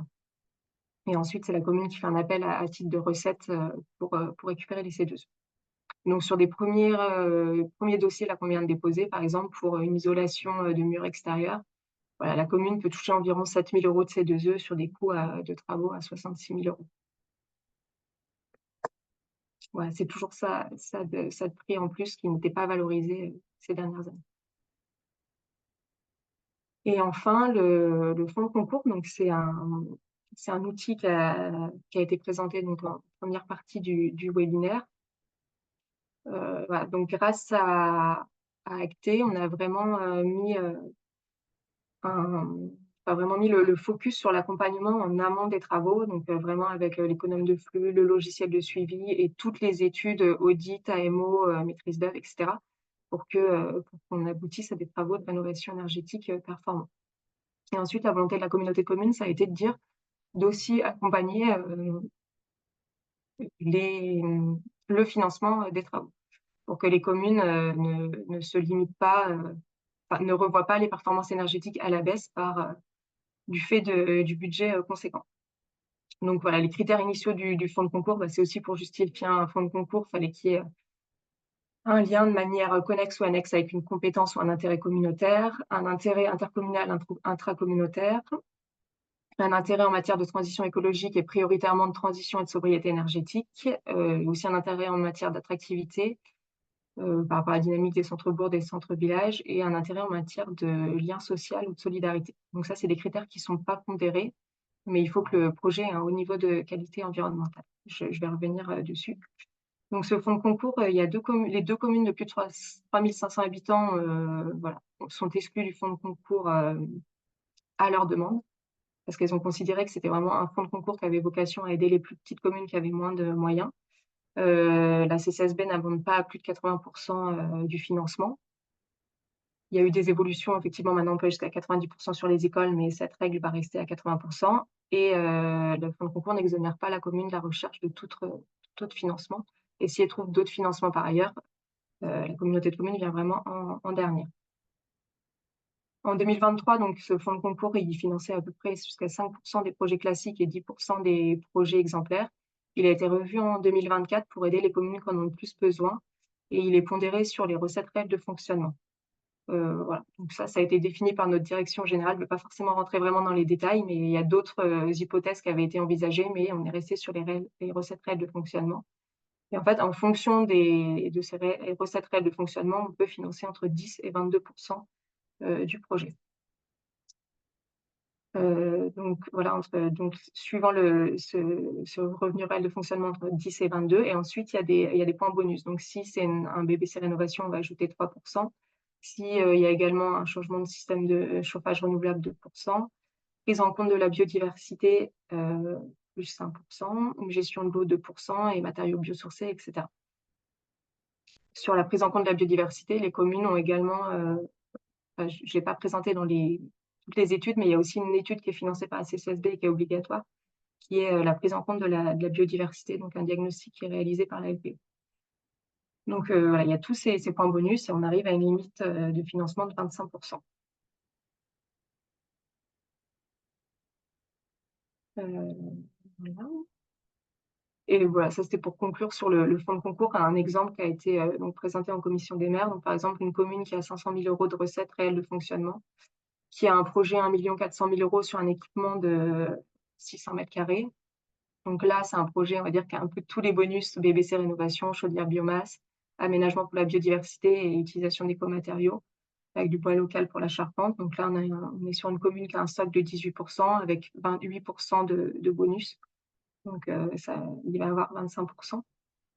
Donc il peut monter à 350 000 € d'aide de la communauté de communes pour son projet. Et en plus, il peut avoir 24 000 € d'aide de la maîtrise d'œuvre de l'appel à projet Chêne. Parce que donc on est à 40 € du mètre carré d'aide pour la maîtrise d'œuvre.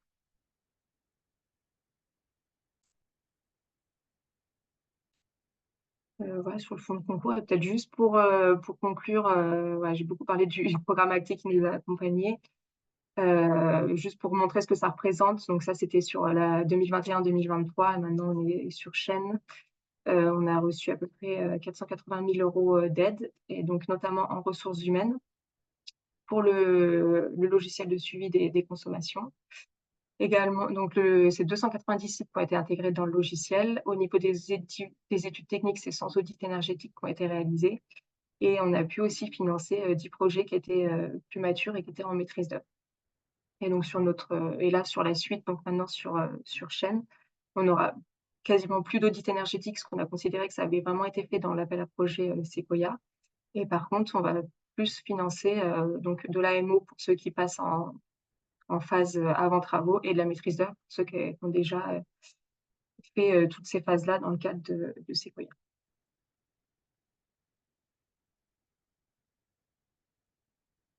Donc voilà pour notre retour d'expérience. Si vous avez des questions, n'hésitez pas. Oui, une Merci question beaucoup. posée à l'écrit, en effet, que je vais vous relayer. Quel est le budget global prévu pour votre fonds de concours? Alors, par exemple, sur 2023, il y a 585 000 € de fonds de concours qui ont été distribués. Et là, jusqu'à la fin de mandat, c'est entre environ 3 millions. Merci.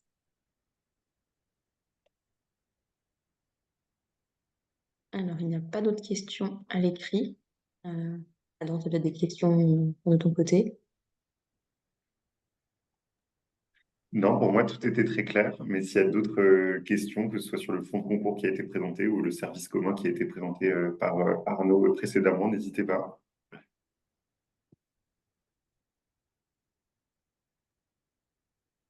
Il n'y en a pas à l'écrit, donc on peut passer au dernier Et recours. parfait. Et du coup, je laisse la parole à Philippe Goller, du coup, de la communauté urbaine Poitiers.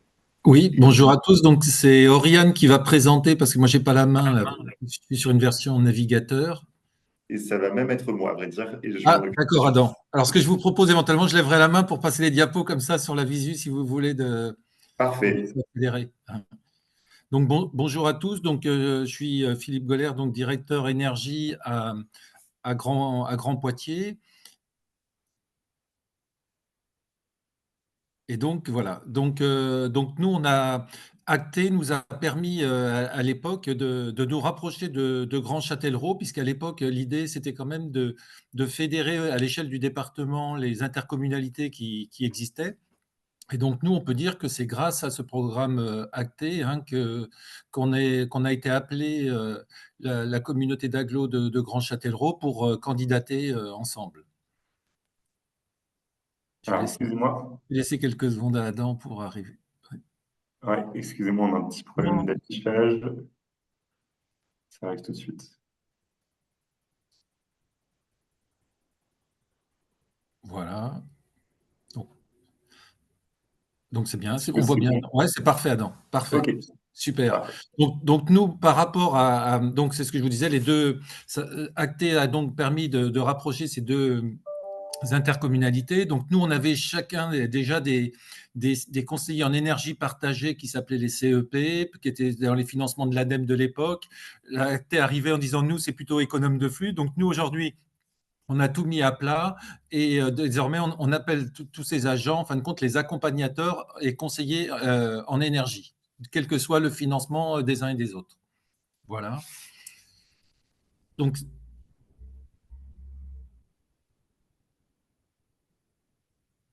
si on regarde donc les deux intercommunalités, donc vous avez à gauche celle du Grand Châtellerault, donc qui représente 46 000 habitants et 46 communes, et puis à droite celle que moi je connais mieux, c'est celle de Grand Poitiers, donc qui fait 100 000 habitants, 40 communes, avec la particularité, c'est qu'on a vraiment des communes de toute petite taille, de 300-400 habitants, et avec des grosses dedans. Donc une disparité des richesses aussi sur notre territoire qui fait que ce n'était pas des plus simples pour mettre en place cette intercommunalité. Donc, à travers Sequoia, en fin de compte, on a repris ce que faisait chacune des intercommunalités, et donc un peu comme ce qu'on a vu précédemment présenté par les uns et les autres. Donc, les CEP faisaient essentiellement des campagnes d'audit énergétique, des accompagnements de projets de rénovation énergétique, de mise en place de capteurs et contrats de performance. C'était les grandes missions qu'essayaient de développer les CEP à droite et à gauche, et c'est ce qu'on a mis en fin de compte dans le programme Acté. Donc, si on part ensuite sur la partie donc, des campagnes d'audit énergétique, donc là, la particularité de notre territoire, comme Caen tout à l'heure, en fin de compte, on a sur une partie, nous, Enedis, qui est très présent sur Poitiers et 8 communes autour, et puis sinon tout le reste est avec un syndicat d'énergie à l'échelle du département. Donc ça, c'est à prendre en compte parce qu'en fin de compte, le syndicat, sur tout ce qui est audit énergétique et tout ça, faisait quand même beaucoup de choses intéressantes en accompagnement des communes. Et donc, nous, Acté nous a permis, là où il n'y avait rien pour les communes qui étaient sur le territoire Enedis, de pouvoir proposer une homogénéité, en fin de compte, de prestations. Donc là, si on regarde sur Grand Poitiers, donc, on avait recensé à peu près 28 projets pour mettre en place des audits. Et puis surtout là-dessus, sur cette partie-là, Grand Châtellerault, qu'on peut voir la diapo après, était beaucoup plus acteurs que nous, puisqu'eux, ils avaient carrément 140 audits énergétiques recensés à mettre en place. Ils ont quand même réussi, eux, à passer à l'acte sur 35 bâtiments de leur patrimoine. Donc, eux, ça s'est vraiment concrétisé. Ils ont été meilleurs que nous là-dessus en phase opérationnelle, puisqu'ils ont même ensuite, derrière, développé des travaux, etc. Donc, et mis en place toute la chaîne de rénovation des bâtiments. Donc, comme on peut le voir là, ils ont fait quand même 27 rénovations globales entre 2020 et 2022. Donc, ils ont été proactifs sur cette partie-là. Donc, nous, alors ensuite, là où vraiment Acté nous a vraiment permis de décoller, c'est sur tout ce qui est les boîtiers intelligents IoT régulation, puisque nous, grâce au subventionnement d'Acté, là, c'est l'agglo qui a mis en place, donc ouais. Attends, si on peut, voilà. Donc, l'idée, nous, elle a été, en fin de compte, de proposer gratuitement. Donc, c'est Grand Poitiers qui a pris il y avait Acté qui donnait 50% et la communauté urbaine a donc dit on prend les 50% restants. Et c'est comme ça qu'on a proposé, en fin de compte, 5 boîtiers gratuits à toutes les communes du territoire. Et c'est aussi grâce à ça qu'on a pu rentrer chez eux, qui nous ont ouvert la porte plus facilement puisqu'on venait leur apporter une prestation pour mettre en place des boîtiers intelligents qui leur permettait de suivre leur consommation. Donc là, ce qui est intéressant aussi avec ça, c'est que derrière ces 5 premiers boîtiers, avec aujourd'hui le programme chaîne qui arrive, etc., où on continue à financer les boîtiers, désormais, j'ai envie de dire, les communes, elles deviennent grandes puisque c'est elles qui vont maintenant, c'est plus la communauté urbaine qui va acheter les boîtiers, c'est elles qui les achètent. Pour autant, nous, on fait toute l'intendance entre chaînes où on va les récupérer, les 50%, et on va les reverser aux communes. On fait un peu l'intermédiaire, mais en tout cas, c'est grâce à cet accompagnement aujourd'hui de chaînes, toujours à hauteur de 50%, comme on avait dans Sequoia, bah, que les communes maintenant commencent à acheter 40, 50 boîtiers sur des petites communes. Donc là, on est vraiment content. En plus, ça permet une autre chose qui est très importante, c'est qu'il y a une homogénéité des boîtiers. On achète tous les mêmes marques et ça veut dire que dans quelques années, si l'intercommunalité se développait de manière plus forte et prenait une gestion à l'échelle de l'interco, on sera déjà compatible, on n'aura pas acheté ces boîtiers et donc ça, c'est aussi extrêmement important. Donc comme vous le voyez, on est aujourd'hui, parce que Poitiers, tout le monde joue le jeu, donc à plus de 1134 boîtiers installés grâce à la dynamique que nous a permis le financement d'Acté. Aujourd'hui, c'est quelque chose d'acquis et donc aujourd'hui, l'idée, c'est vraiment de le généraliser, de le massifier et donc on est allé plus loin que la pose des boîtiers puisqu'en même temps, on met en place un réseau LoRa sur nos châteaux d'eau. Et ça, on l'a développé pour l'éclairage public, mais c'est ce qui nous permet d'avoir une communication gratuite de ces boîtiers. Et donc, les communes aujourd'hui, derrière, n'ont pas tous les soucis de communication qu'on peut avoir les uns et les autres après, une fois qu'on met ces boîtiers pour communiquer avec eux. Et donc, du coup, tout ça prend une telle dimension qu'on est en train de recruter, on a même recruté une personne qui est le monsieur Smart City, qui demain va développer des applicatifs avec des alertes et tout ça. Et ce qui est intéressant, c'est que ces alertes, une fois qu'elles seront développées, on pourra les proposer aussi aux petites communes qui vont bénéficier d'une ingénierie qu'elles n'auraient jamais pu se payer. Donc là, vraiment, ça, c'est une grande réussite. Donc sur la partie accompagnement des projets, donc là aussi, Acté, comme on l'a vu précédemment, nous permet aussi d'apporter des financements. Donc là, voilà, on a des réalisations qui ont été faites sur Châtellerault. Sur cette partie-là, donc là, on peut passer rapidement Adam, parce que c'est les financements classiques, comme l'ont vu tout à l'heure les collègues qui l'ont présenté. Et là, voilà, vous aviez un exemple. Voilà, une école qui a été rénovée aussi sur le territoire du Châtelleraudais. Donc là, on est vraiment dans les mêmes circuits que tout à l'heure, mais là, ce qui est intéressant, c'est que Acté a permis du début à la fin de suivre une réno globale d'un bâtiment, quoi. Donc voilà sur cette partie-là. Donc là aussi, c'est pareil, c'est comme tout à l'heure. Ça permet aussi d'avoir, là où le syndicat il fait aussi des accompagnements financiers, Acté peut se rajouter aussi, donc c'est vraiment incitatif, quoi. Voilà. Et alors ensuite, donc un peu plus l'originalité, là on revient sur le début de la présentation de tout à l'heure, puisque nous aussi, Acté nous a permis de financer un marché global de performance énergétique, hein, et c'est grâce à cet accompagnement financier qu'on a pris une personne qui a travaillé sur ce dossier-là pendant 2 ans. Donc nous, c'était vraiment quelque chose de nouveau, la mise en place d'un marché global de performance. La difficulté qu'on a, c'est qu'entre la grande ville de Poitiers, qui va demain mettre des grosses installations et qui va mettre les moyens pour suivre une performance, on a des attentes complètement différentes quand on dit le suivi en exploitation d'une chaudière. Parce qu'on part dans des petites communes où c'est l'exploitant du coin qui vient, le réparateur, et qui fait ce qu'il veut. Et donc, l'idée, c'est aussi de faire monter en compétences et de faire donc des prestations adaptées en fonction des attentes des communes. On se doutait bien qu'on ne pourrait pas mettre le même niveau d'exigence selon les endroits du territoire où on est. Du coup, le niveau marché global de performance est vraiment le stade ultime de ce qu'on veut, c'est-à-dire qu'on est vraiment dans l'achat d'une chaudière mise en place et contrat d'exploitation sur plusieurs années. Et donc, ce qui est intéressant, là, c'est que derrière, donc tout à l'heure, vous demandiez un peu qu'est-ce qui permet de justifier ce marché global. C'est derrière le fait de challenger des gens qui font de l'exploitation, hein. Donc ça, c'est un argument fort. Que du coup, nous, en le fédérant dans un groupement de commandes, ça permet d'avoir un prestataire qui vient sur un territoire et qui est le même et qui du coup s'y retrouve plus économiquement et à qui on va pouvoir faire monter son niveau d'exigence, parce que la difficulté dans ces marchés globaux de performance, c'est qu'on n'a pas derrière forcément les entreprises adaptées en compétences pour y répondre. Donc ça, c'est à prendre en compte. Et donc nous, pour vous dire, quand on a fait le premier lancement de ce marché global de performance, les entreprises n'ont pas trop répondu. Donc, on a fait un sourcing pour comprendre pourquoi elles n'avaient pas répondu.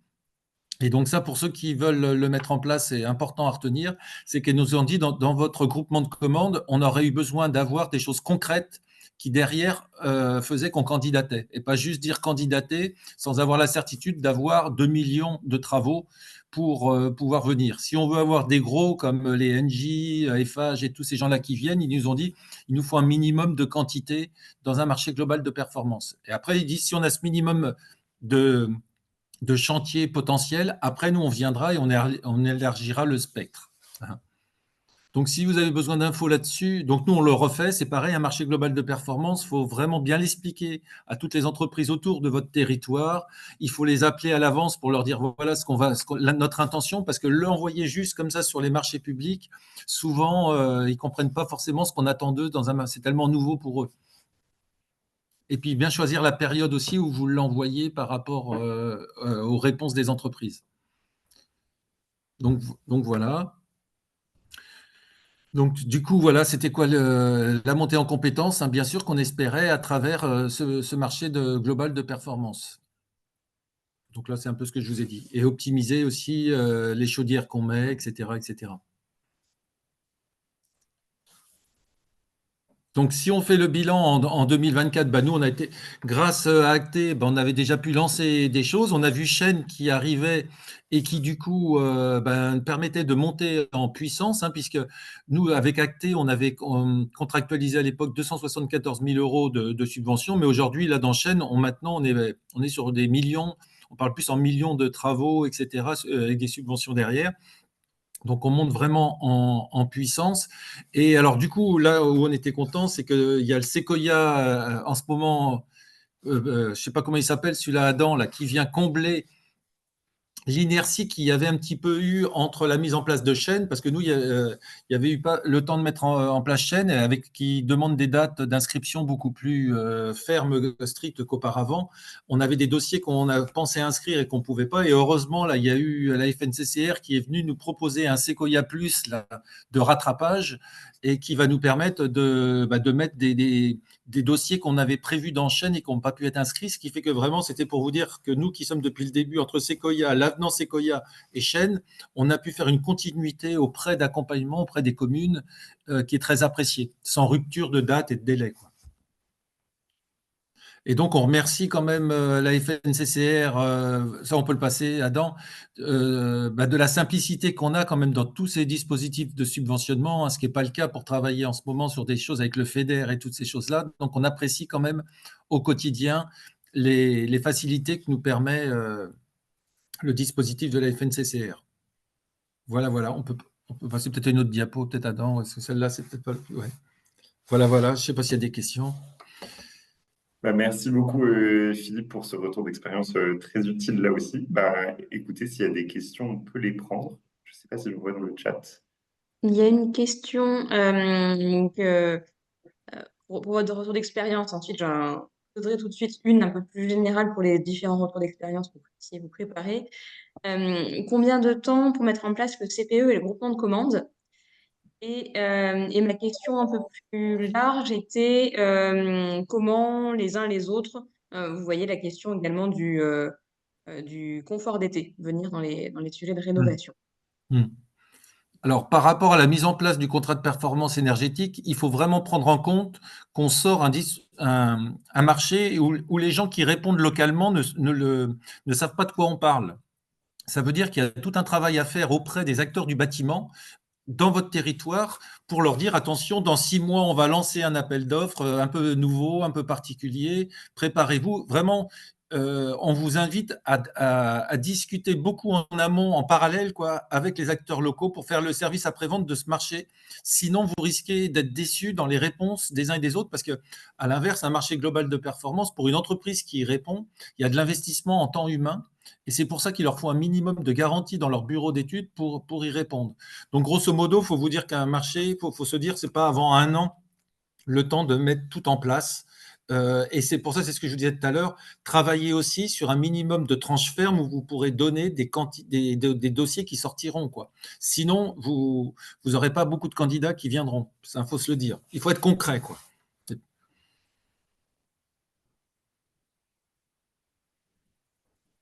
Merci. Et si vous avez une réponse sur la partie confort d'été par rapport au sujet de réduction de consommation, est-ce que vous voyez ce sujet progresser ou pas? Alors oui, le confort d'été, oui, parce que du coup, on s'aperçoit qu'en ce moment, on a un vrai débat, nous, en interne, sur les isolations, parce qu'on a tellement voulu isoler les bâtiments qu'on s'aperçoit de plus en plus que l'été, on fait tourner des ventilations qui nous amènent dans des consommations plus importantes que ce qu'on consommait il y a quelques années. Et donc, on a beau mettre du photovoltaïque pour essayer de le combler, on s'aperçoit que l'étanchéité max qu'on a cherché pour le froid, en fin de compte, nous pose des problèmes de plus en plus l'été avec les ventilations d'air. Donc, voilà. Donc, nous, en ce moment, on est en pleine réflexion sur ces sujets-là, puisqu'à la fin, on se retrouve avec le décret tertiaire, des fois, à consommer plus sur des bâtiments qu'on vient de rénover, avec des ventiles double flux, etc., qui sont mis en place. Donc, c'est un vrai sujet. Et peut-être côté Laurence? CCSB et Camp la Mer, est-ce que c'est des enjeux que vous intégrez aussi dans les rénovations? Oui, nous, du coup, on va travailler dessus dans les cahiers des charges de sélection de la maîtrise d'œuvre en leur demandant de l'intégrer. Après, c'est vrai que ça peut s'avérer pas forcément simple. En ce qui concerne les écoles, la plupart des travaux de rénovation sont associés à aussi des désimperméabilisations et végétalisation des cours d'école. Donc, c'est pas directement sur le bâtiment, mais ça doit y contribuer Mm. aussi en Mm. réduisant les îlots de chaleur. Et après, en favorisant les matériaux biosourcés qui peuvent aussi avoir un impact sur le confort Mm. d'été. Mm. Donc, nous, par rapport à tout ce qui est mis en place de clim, alors on s'impose un cahier des charges aujourd'hui, c'est que tout bâtiment construit sur le territoire doit avoir un toit qui serait susceptible d'accueillir un jour des panneaux photovoltaïques, c'est-à-dire on fait du PV ready, c'est-à-dire qu'après, il ne resterait plus qu'à mettre quelqu'un qui viendrait sur le toit. Ça a l'air de rien, mais nous, élus là, sur Poitiers, 80% des bâtiments, ça nécessitait des travaux de toiture beaucoup plus conséquents que la pose juste de panneaux, donc travailler toute la structure des bâtiments. Donc sur tout ce qui est neuf, obligation de pouvoir réceptionner du PV en toiture. Alors après, il y a tout le débat sur les garde-corps aussi qu'on peut mettre sur les toits et les plus-values que ça génère sur ces bâtiments-là, qui est non négligeable. Donc nous, aujourd'hui, ce qu'on fait de plus en plus, c'est qu'on met des enveloppes à la direction énergie pour qu'on vienne compléter ces exigences qu'on a dans les cahiers des charges des constructions de bâtiments. Parce que comme il y a à un moment, il y a toujours la réalité économique, donc on distingue, on dispose d'enveloppes, et quand, par exemple, chez nous, la culture fait un bâtiment, on t'impose ces choses-là dans le cahier des charges, mais on amène l'accompagnement financier pour payer les panneaux, etc.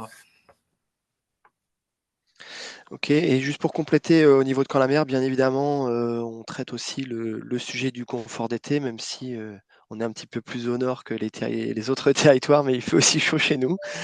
Donc non, c'est un vrai sujet. Alors on est également plutôt sur un traitement, on va dire, passif de la thématique, hein. L'idée, c'est pas de climatiser les bâtiments. On a intégré cette notion dans le cahier des charges, notamment des études préalables et des audits énergétiques. On est en pleine consultation d'ailleurs sur notre nouveau marché. L'idée, c'est également de travailler avec, au stade programmation et maîtrise d'œuvre.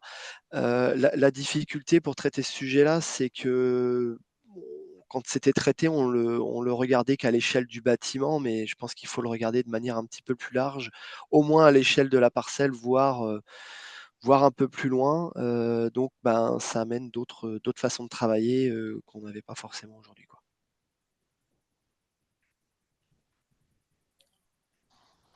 Merci beaucoup à tous les trois pour ces retours. Je vois une question dans le chat de Géraldine Amoudruz qui dit les assurances auraient des craintes par rapport au photovoltaïque sur les toits. Est-ce que ça vous parle? Peut-être en Oui. partie pour Philippe. Oui, alors là, on a des craintes sur tout, hein, puisque nous, par rapport au débat justement sur la fraîcheur, on essaye aussi de mettre des arbres et des choses comme ça autour de nos bâtiments. On essaye de mettre de la végétalisation. Et donc après, là, c'est les pompiers aussi qui nous disent maintenant qu'ils ont peur qu'on mette le feu au bâtiment. Sur le photovoltaïque, c'est comment on va monter dessus, etc. On se pose. Donc tout ça, il y a un moment, si on commence à en parler un peu trop avec les juristes dans nos collectivités, on fait plus rien. Donc, c'est pour ça qu'il faut essayer de trouver un juste milieu raisonnable. La grosse difficulté qu'on a, c'est que dès qu'on fait venir un extérieur sur un bâtiment pour poser des panneaux photovoltaïques, on se retrouve avec les garanties décennales des bâtiments qui peuvent être remises en cause. Du coup, on n'y arrive pas. Donc, nous, on a décidé suite à ça, pareil, la direction énergie, on va directement financer les panneaux et c'est nous qui allons les poser. Comme ça, c'est la collectivité qui pose sur des toits à elle. Et du coup, on considère qu'au niveau assurance, on s'en sortira puisqu'on est chez nous. Même si c'est deux parties différentes, c'est plus facile que si c'est un tiers extérieur. Parce que faire venir un tiers extérieur avec un bâtiment, il y a la garantie de première année. Là, on a deux opérations où il ne peut pas poser ses panneaux alors qu'on avait trouvé quelqu'un qui parce que la construction neuve impose, sinon on ne pourra pas se retourner contre la personne qui a construit le bâtiment. Et tout ça crée des retards à l'allumage qui, pour nos élus, sont pas raisonnables, quoi. Donc du coup, maintenant, on décide de les acheter nous-mêmes, les panneaux, et on se les pose, et on s'affranchit un peu de ces garanties. Peut-être juste si je peux compléter là-dessus. Donc, nous, on fait de la mise à disposition de nos toitures à une centrale citoyenne. Donc, ça, c'est réglé dans le. Enfin, ces questions d'assurance sont bien détaillées dans la convention d'occupation du toit. Et les principales difficultés qu'on rencontre sur du bâtiment, ça va plutôt être la structure ou parfois le périmètre ABF dans certains cas, mais on n'a pas forcément eu de problématiques liées aux assurances en ce qui concerne les bâtiments publics, plus sur des grosses entreprises, des grosses toitures d'entreprise où il y a d'autres enjeux, mais nous, ça n'a pas forcément été une problématique particulière. Alors côté Caen, effectivement, c'est un sujet qui commence à sortir, que je comprends pas vraiment parce que toute installation photovoltaïque respecte des normes, notamment en termes de coupure et capacité de coupure des installations. Donc le sujet des pompiers, en plus, ils valident l'installation, donc je comprends pas bien. Je pense que c'est quelque chose d'un peu plus générique puisqu'on voit aussi que les collectivités ont aujourd'hui de grosses difficultés à assurer leur patrimoine, notamment, parce que les assurances ne veulent plus payer, les problématiques climatiques. Donc, voilà, voilà, c'est assez nouveau, j'y vois pas forcément super clair, mais je comprends pas tout. Ouais. C'est pas très logique, en fait. Ben, pour t'expliquer, Arnaud, juste en 2 secondes, hein, c'est que si tu fais venir un collectif citoyen sur ton toit et qu'un jour le toit prend feu, qui est responsable? Est-ce que c'est le départ des OK. photovoltaïques ou est-ce que c'est lié au bâtiment? Personne ne le saura. Et du coup, on est dans des rejets d'assurance. Et avec ce flou, nos juristes n'aiment pas trop partir comme ça à l'aventure. D'accord, donc on est quand même dans des cas particuliers de bâtiments existants que l'on équipe après coup Oui. et avec la Avec deux tiers particularité différents qui potentielle, vont ouais, devoir OK. cohabiter et Ouais. partager des risques. Alors c'est c'est là où il y a un peu de contradiction, c'est que voilà, les lois et l'État, favorisent et demandent à ce que l'on développe massivement le photovoltaïque, à ce que l'on fasse participer la population et puis derrière, on se retrouve avec une contrainte qui nous arrive, qui est celle de l'assureur qui dit: «Bah moi, non, je suis pas d'accord Tout à avec fait. ça, quoi». Tout à fait. Tout à fait. OK. OK. Bon, une problématique de plus. Après, le débat, juste nous, le gros débat qui est le plus difficile à arbitrer, c'est jusqu'où j'accepte de dégrader une production photovoltaïque en laissant pousser du végétal à proximité. Puisque c'est Ouais. deux commandes qu'on reçoit des élus, hein, les uns et les autres, hein. Tout le monde veut du végétal, on disait tout à l'heure les cours d'école, etc. Et puis, à l'inverse, on veut aussi neutraliser avec de l'autoconsommation. Donc, à un moment, est-ce que j'accepte de dégrader de 30% la production de mon champ parce que j'ai laissé pousser un platane à quelques mètres? Donc ça aussi, il faut mettre des règles du jeu en interne pour pas être les uns contre les autres en conflit et d'agir avec l'élu le plus influent pour faire passer son projet, quoi.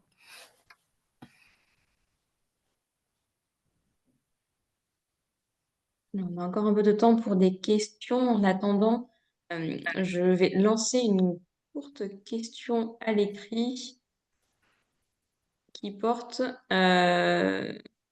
qui porte sur les thématiques qui vous intéresseraient à approfondir si on fait de prochaines sessions. Il est possible que ce module qui s'affiche à l'écran, si vous êtes sur l'application Zoom, ne s'affiche pas si vous êtes dans le navigateur. Dans ce cas-là, je vous invite à répondre plutôt dans le chat en indiquant est-ce que si nous organisons une prochaine séance sur la rénovation énergétique des bâtiments publics, quelle thématique vous intéresserait? Est-ce que c'est la question de la planification, notamment les schémas directeurs, une thématique que nous avions identifiée? peut-être la question de l'intégration des ENR également, mais Mm. d'autres sujets, le financement de la phase de travaux également. Voilà quelques pistes que, de notre côté, avec Acté, nous avons identifiées, mais vous en avez peut-être d'autres également. Donc n'hésitez pas à nous faire part des thématiques qui vous intéresseraient et pendant ce temps-là, on peut encore prendre, quelques autres questions.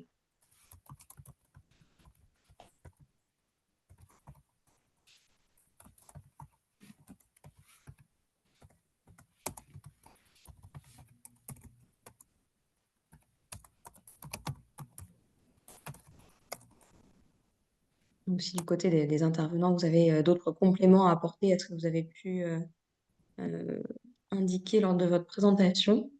Moi, j'en profite peut-être pour, pendant que les personnes répondent, faire un lien entre un sujet que soulevait Philippe sur le choix, par exemple, entre végétalisation et perte de potentiel solaire.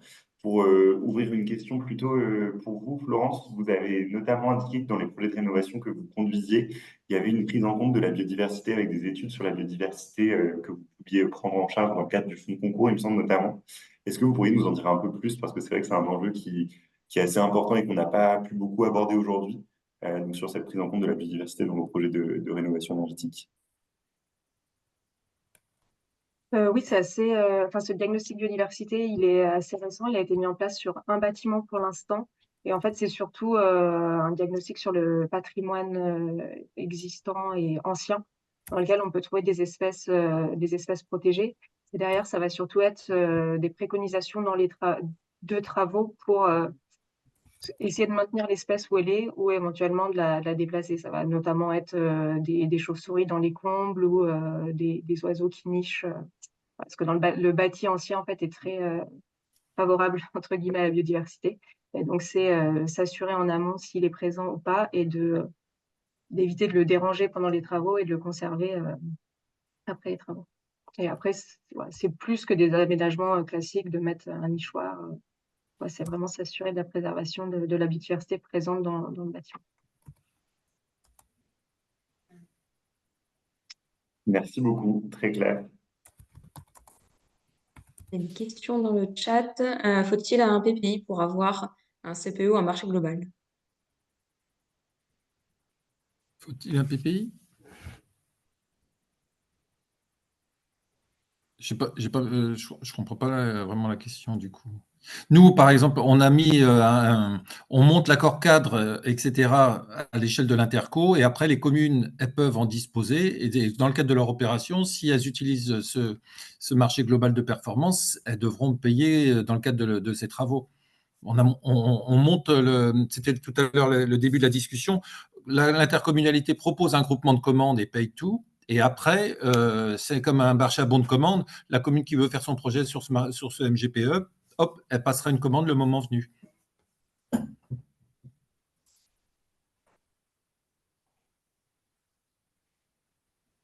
Bien, merci. Solène, je Mais ne sais pas si tu avais des éléments à apporter aussi sur les différentes questions qui ont pu être posées. Non, effectivement, on voit qu'il y a déjà des outils que j'ai abordés en première partie qui sont utilisés. Donc voilà, faut surtout pas hésiter à les mettre en œuvre. C'est vrai que aujourd'hui, le marché global de performance type loi de 2023, comme tu le disais tout à l'heure, il faut se l'approprier parce qu'il n'est pas forcément extrêmement simple. Il y a tout ce questionnement autour de comment on peut y recourir et ça demande une technicité. Voilà, donc je crois que l'essentiel a été dit. En revanche, je suis effectivement disponible s'il y a des questions complémentaires. N'hésitez surtout pas. Eh bien, merci à tous. J'ai vu qu'un certain nombre d'entre vous ont apporté, ont contribué au sondage. On prendra bien sûr connaissance de vos demandes pour vous proposer d'autres temps d'échange. J'avais partagé également dans le fil de discussion la boîte à outils qu'on avait mise en place sur la rénovation énergétique des bâtiments, dans laquelle vous pouvez retrouver le guide juridique qui a été évoqué. Nous avons également indiqué un certain nombre de ressources produites par Acté.